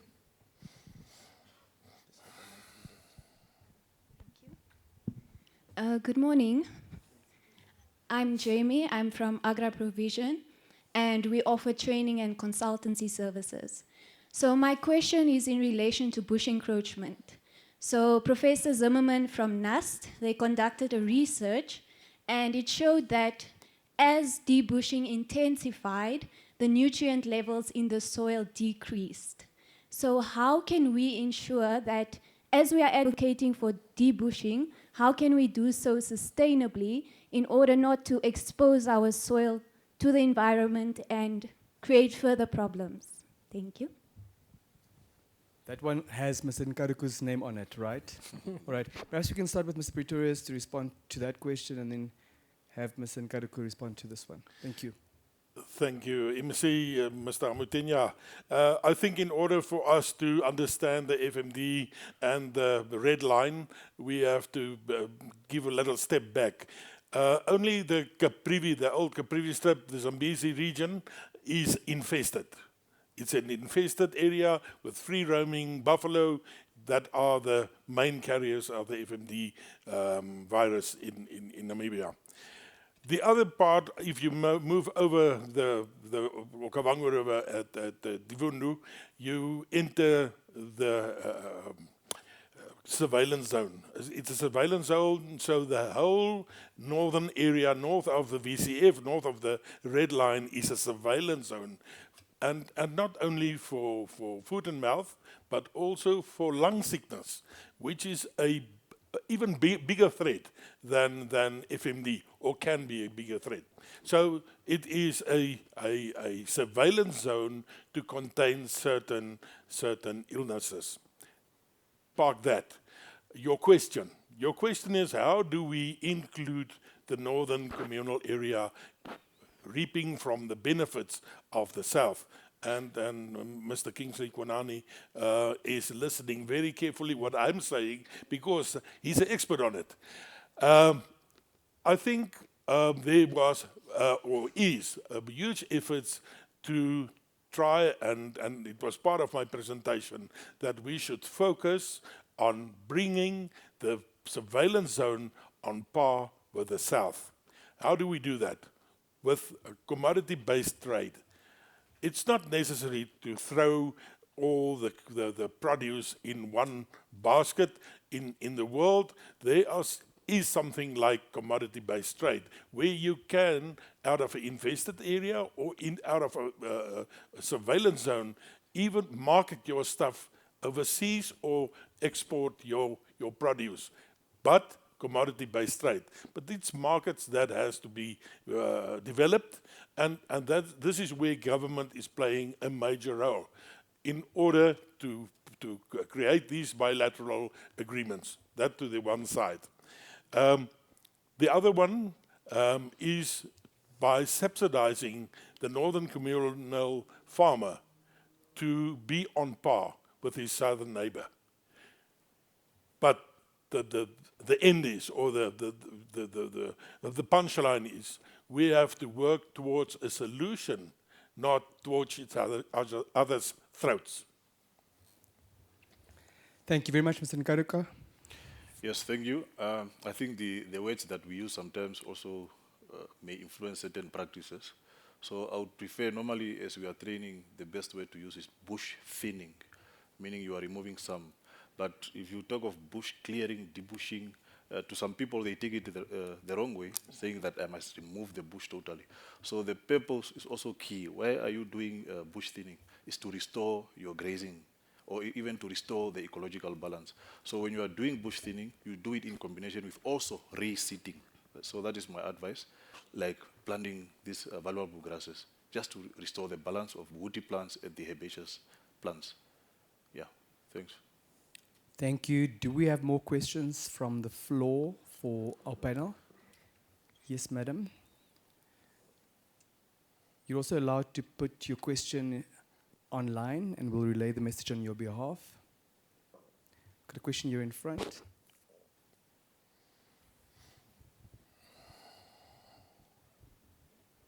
Thank you very much. Good afternoon, everyone.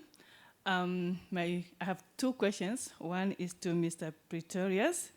During your presentation, you mentioned top issues in agriculture, and on top of your list, you said making sure that, or making land reform a success. So my question to you is, what do you think is a strategy to make sure that land reform is a success? That's my question. And my other question is to Mr. Els. You did mention a cattle breed, which has been reduced today to 3%. And you didn't mention the breed, or maybe I did not get you. So if you can just remind me again, which breed is this, or cattle breed, which has been reduced to 3% today? Thank you. Thank you so much. Is anyone else bursting at the seams with a question that will impact their well-being if they don't ask it? We want you to be well. Mr. Gwenani, are you good?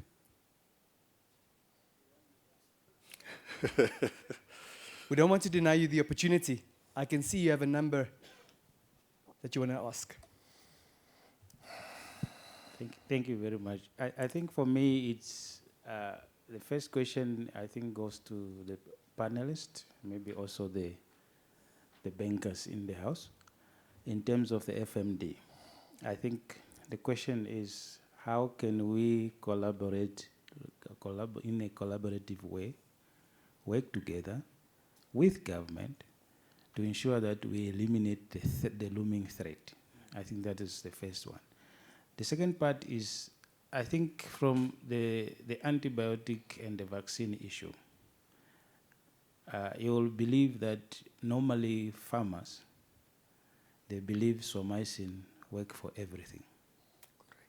That could be the reason why there is an increase in use of antibiotics. But what is your role in terms of ensuring that these farmers are well educated to understand these issues? The third one is on rangeland. And oh, maybe let me use the opportunity when I'm still here. The third one is on rangeland, and I think I have one more. The issue of rangeland, I think it's taken very lightly, and there's a lot of connotation to it. But how do we ensure that farmers understand, one, the value of regenerative, and also ensuring that we regenerate our land? That's one. Two, the conservative aspect of bush thinning, and also utilizing it for bush feed. I think that connection need to be, maybe if you can allude to that. In terms of genetics, there have been a lot of studies now in Namibia that shows that we are slowly losing our strong genes, especially in the livestock sector.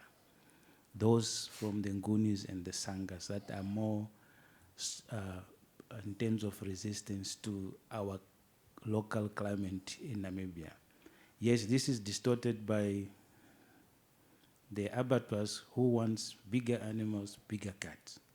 But how, from the genetic point of view, how do we ensure that we preserve these genetics, because they will help us in the long run, especially with the drought climatic conditions? Litomezi Bakwenani. Can I ask you, gentlemen, as far as the foot and mouth collaboration question is concerned, let's please reserve that portion for our concluding remarks and just touch on the specific questions. Perhaps we can start with you, Mr. Els. Regarding the loss of genetic material within our indigenous Sangha and Nguni breeds, that is true. It is taking place. And sorry to say it, I've got to concur with you. The abattoirs are playing a big role in this. They want big carcasses. Unfortunately, the grazing condition, and not just the conditions, the type of grazing in our communal areas, especially the northern communal areas, are not conducive to large-framed breeds. Unfortunately, our communal farmers come south. They see these beautiful big animals and they want big animals. They don't realize the consequences of crossbreeding these big animals with their indigenous animals. The indigenous animals are adapted climatically. They are highly fertile.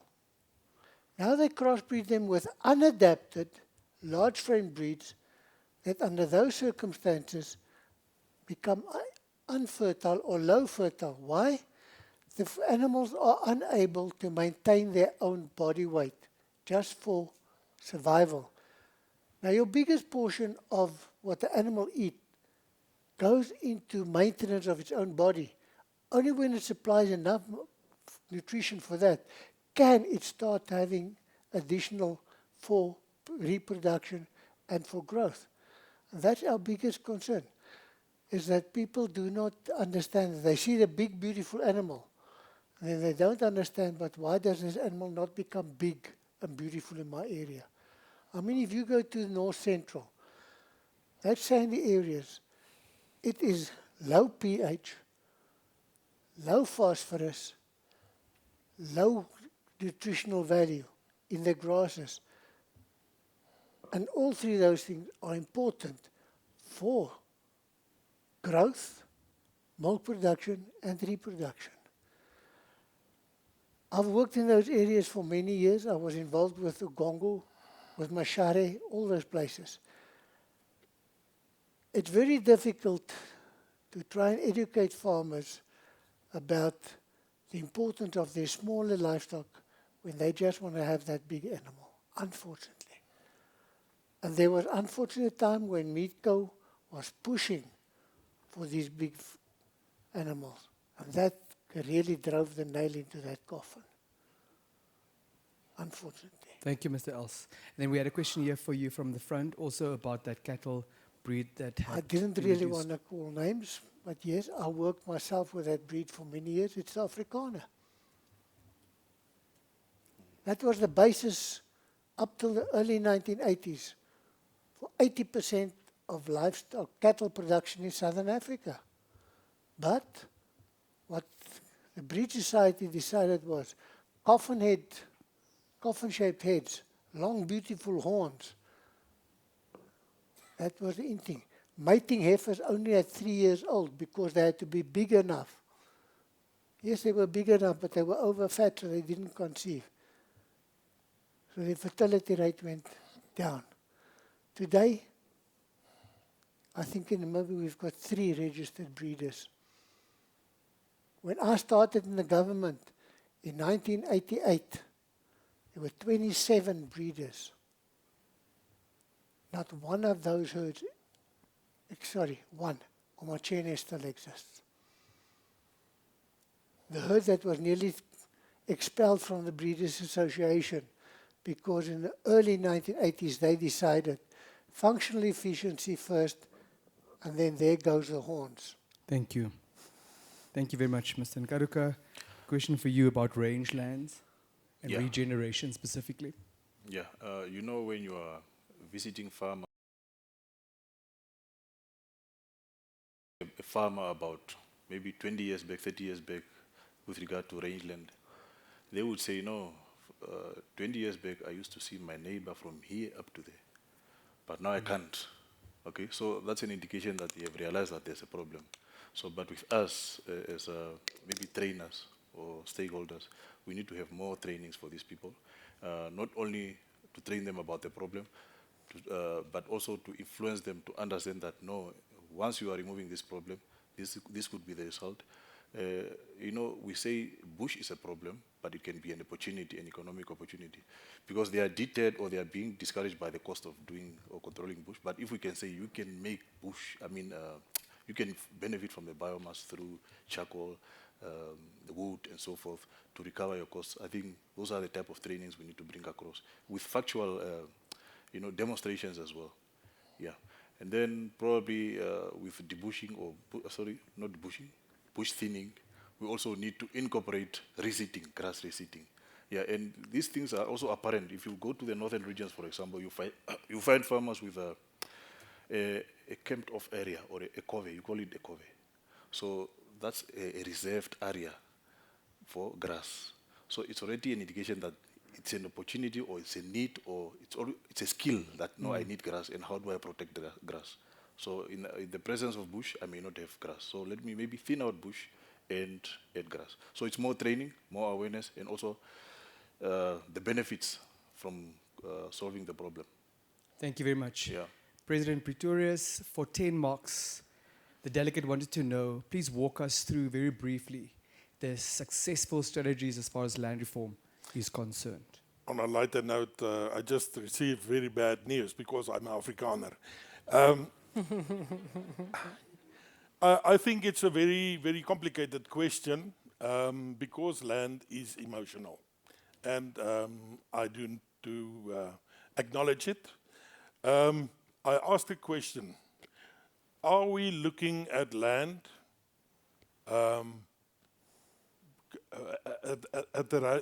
realistically. If we take what is happening in the world, who possesses land and what do they do with the land? Mustn't our emphasis move to production rather than owning land? Do we want the land to live on or land to produce on? Or do we just want land? I think it's a very complicated and very emotional subject, and I don't want to step onto any toes. I think we have to be realistic, look at the world, and try and park the emotion a little bit in order to decide where do we stand. That said, the government set a goal for themselves, 5 million hectares of the commercial area for resettlement by the year 2020. It's in the past. They also set themselves a goal of 10 million hectares for AA, affirmative action landowners, by the year 2020, also passed. So we've got 3-tier ownership in south of the VCF. That is the previously advantaged and foreign owners, the AA, the affirmative action owners, and then resettlement. We haven't reached the 5 million yet. We are very close to that. We are about 2/3 into the AA in reaching that goal. It is complicated. A communal system, and I've mentioned it in my presentation, has got benefits, but it has got challenges as well. There is no collateral if you do not owe land. And that's my question. How do we see land reform working? In my view, we should focus on production. Production will again pull the ability to possess land. Not possessing land to produce, but production will pull it. Thank you, Mr. Pretorius. We're mindful of what you're also sharing with us, that it is indeed a loaded and a deeply complex matter. Thank you very much. Mr. Goertz, as you have regard to the Deputy Executive Director's question around creating more awareness on the impact of vaccines and of antibiotics, there's a question from the virtual space by Vaughan Craig Francis concerning live vaccines like Chiosure and Supervax. At which temperature are they no more active, and how long after expiry date are antibiotics and others like vitamin injections still usable? That's his question, not mine. Which one should I answer first? Ministers? Please kindly have regard to the Deputy Executive Director's question first. Okay. It's a difficult question. It's a double-edged sword. We call it stereotypical convenience buying. So stereotypically, your grandfather bought terramycin for many years. You will buy terramycin. You're not sure why, but you're buying it because it worked. So stereotypical buying. Now, the big question is, because it's not regulated, it's over-the-counter products. How do we regulate it from our perspective? If we stop selling it, then we will be in more trouble than not providing it to someone. How do we determine if it's a bona fide farmer or not? To who do we give it or not? That's the problem. That's where the regulatory affairs comes in. So it must be regulated more strictly. So that's what we say. If it's a problem, if AMR becomes a problem, it must be regulated. And then to answer your question, awareness, we do campaigns. We are actively campaigning with the FLI Institute, Frederick Liefler Institute, with AMR awareness every year. We are a big contributor. We try to educate people on how to use antibiotics and ask questions, why do you want to use it? So, but that is unfortunately all that we can do. I will have a bigger problem if I stop supplying it to someone than giving it to them. I will be in big trouble. Difficult balances. It's a difficult balance. I hope that answers the question. Thank you, Mr. Gerson. And the question from the virtual space? So the quick answer is you should not use anything that's past its expiry date, of course, never. And the cold chain temperature is between 2 and 8 degrees.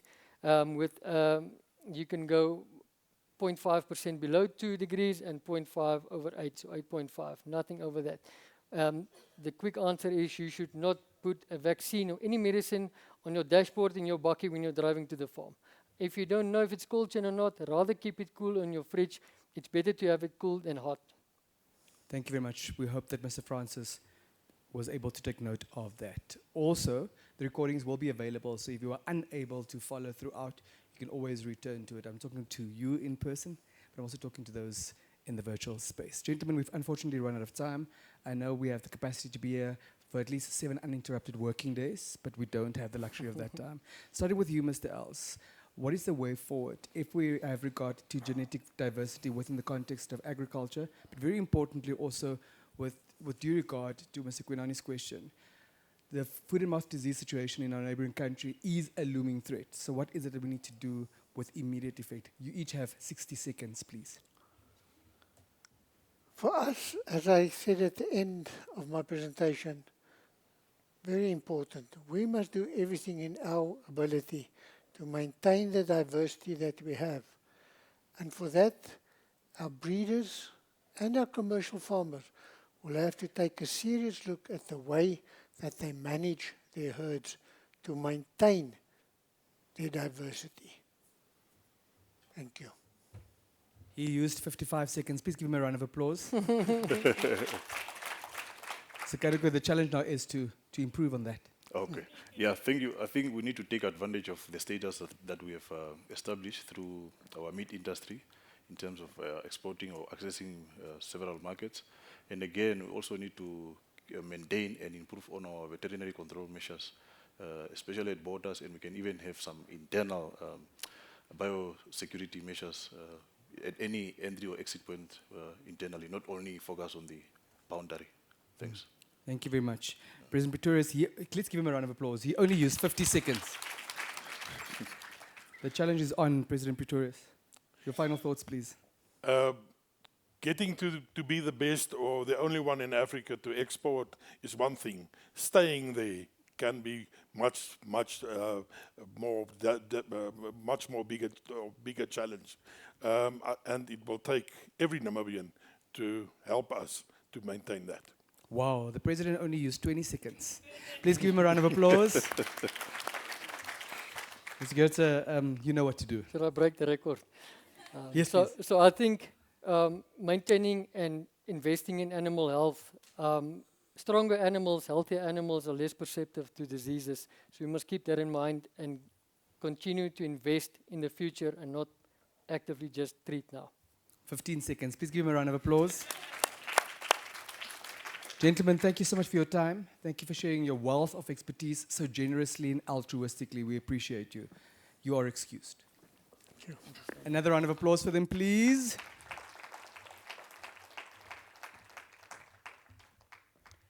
Thank you so much. We've come to a very important juncture of today's proceedings to tangibly demonstrate that Bank Windhoek indeed puts its money where its mouth is. Listen to this. Bank Windhoek, in partnership with the Capricorn Foundation, is super proud to announce a 224,000 funding initiative to support 6 students attending accredited agricultural training programs at Agri Provision, a subsidiary of Agri Limited. This initiative aligns with Capricorn Group's commitment to Sustainable Development Goal 2, ending hunger, achieving food security, and promoting sustainable agriculture in the land of the brave. Agri Provisions programs are designed explicitly for the Namibian conditions and for the Namibian context. They are accredited both locally but also in neighboring South Africa. This initiative underscores Bank Windhoek's ongoing commitment to the agricultural sector and its partnership with Agra, a key client as well as a strategic collaborator in supporting you, our Namibian farmers. At this juncture, I'd like to invite to the stage Madam Jacqueline Buck from Bank Windhoek, as well as Dr. Fiona Anderson, Manager Provision, Agri Limited, to come to the front for a picture opportunity with the support of your resounding applause.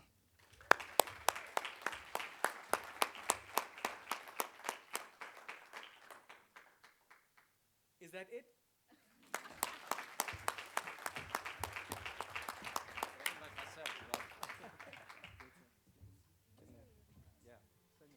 want to move to the center?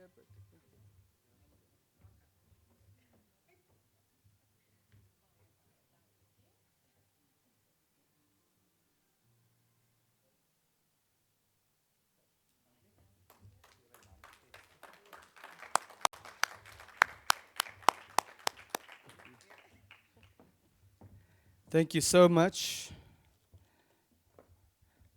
Are you honest people? Are you still asleep? I beg your pardon? I beg your pardon? We are heading toward the final item on our agenda today. It's been a lot to assimilate. It's been a lot to take in. We've covered such good ground since this morning. Thank you very much for being with us throughout. We truly appreciate you as fundamental and strategic partners. But to make sure that you sufficiently feel thanked for your commitment, for your dedication, for your tenacity, for your relentlessness, it gives me such great pleasure to call on our Acting Executive Officer, Retail Banking Services and Business Banking at Bank Windhoek, Ms. Leon Koch, for a vote of thanks. Round of applause, please.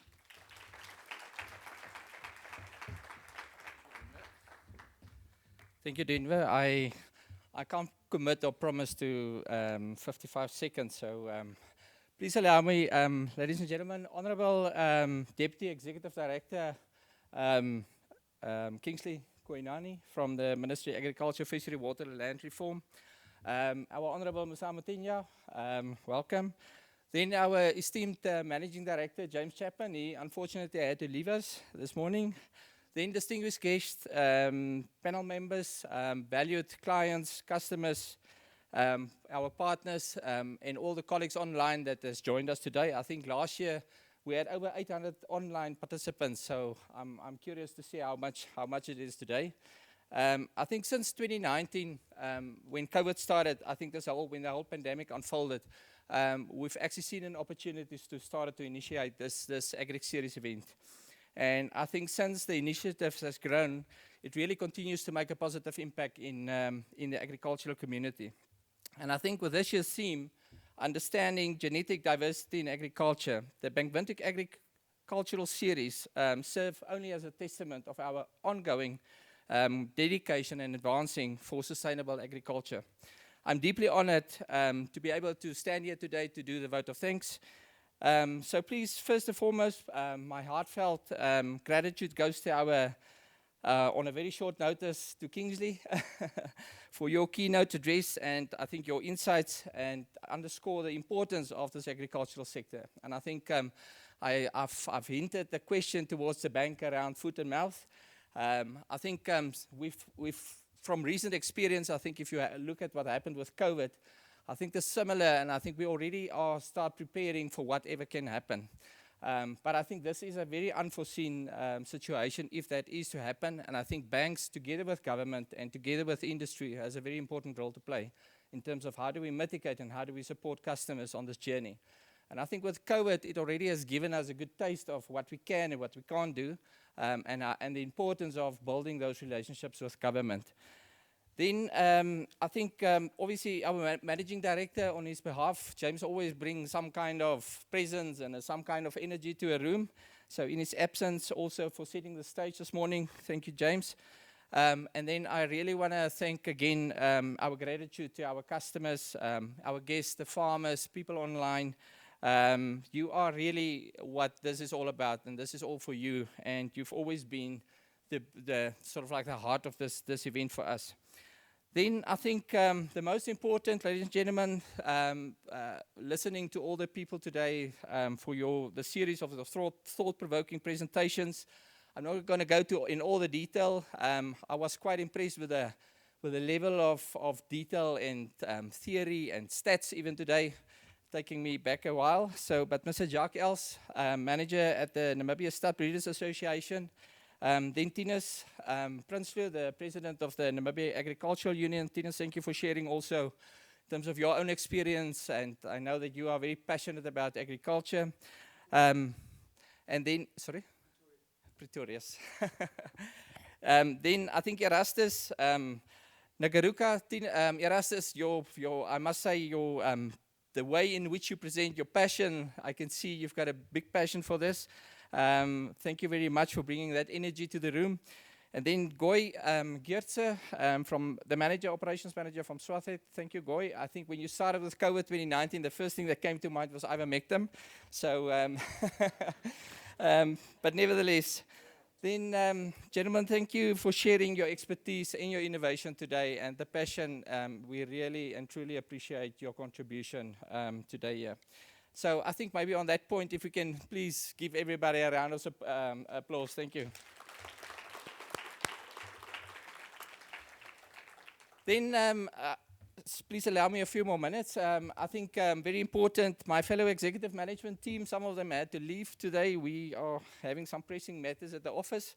But thank you once again for your commitment and unwavering support, particularly when it comes to agriculture. And then our esteemed Master of Ceremonies, Denver, thank you very much. Exceptional facilitation. And thank you for keeping the room energized and the room temperature at least at what it is. I see you lost your rose there, so I don't know how it's going to end at the end of this year, but I'm wishing you well. But thank you very much again for your presence here. Then I think obviously organizing such an event of this magnitude and getting people together, it really takes, and also towards the end of this year, it sometimes can become challenging. Getting people, getting venues even. But I think I really want to compliment our dedicated team from marketing, corporate communication services. It's headed up by Jackie Limpak. Jackie, once again, for the outstanding effort that you guys have done. But I really would like to also please single out the team that normally is behind the scenes. I don't think always they get the recognition that they deserve. So please allow me to also call them out. I think first of all, Bronwyn Moody. Bronwyn moet ek nou al julle vinnig gee. But anyway, so I'll start with Bronwyn Moody and then Suzette January. Samuel's always the guy with the pictures and the speeches and all of that. So Samuel Linyondi. Julian Menzel, he's the guy who's doing all the digital stuff outside. Then Marissa Herter. Esmond Fraser. Esmond's always the first guy and the last guy to leave. So poor Esmond, where are you? There in the corner. So very thank you to you as well. And then Elysia Kamati, also for your commitment and to all of you to bringing this event to fruition. Then I think very important, our media partners. I think you guys have been crucial in a lot of the contributions and collaborations over the last years since 2019 for us, for spreading the message and for your partnership, getting it out to the people out there. And then lastly, I would also like to extend my gratitude to our suppliers, DB Audio and Events Unlimited. Then obviously to NIPAM for the venue. It's always a very nice venue. Last time I was here, I managed to end up not doing the Desert Dash, so I hope not that I'm in shape for this year. But thank you very much for making this event such a big success. And yeah, I think as we conclude, maybe let's continue to foster these relationships. It's very important. And I think, again, Kingsley, to your point, this is a very important sector. And I think if you look at the ambitious goals that were set by the president herself, I would like to see how we're going to get there. But I do believe with good collaboration and partnership amongst businesses, industries, we will definitely get there. So I really would like to encourage you, please join us for lunch outside, and let's keep the conversation going. Thank you very much.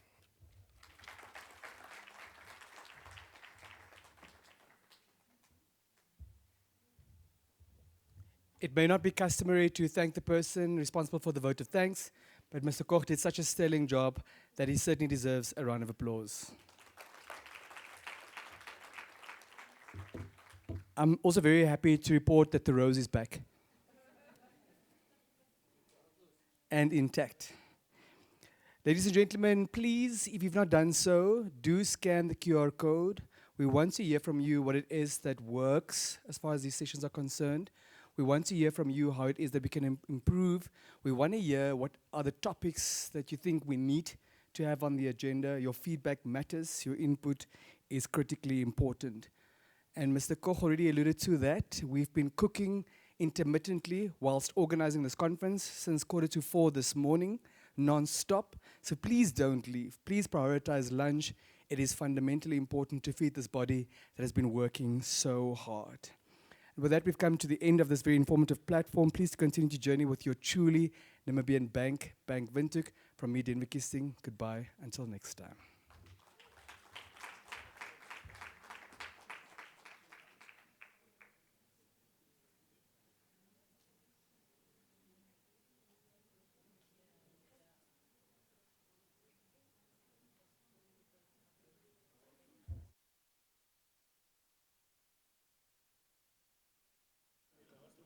My sincere apologies. I didn't share the geographical location of lunch with you. There's a white marquee. So where we had tea and coffee, if you just look in the direction of the Hardap region, or perhaps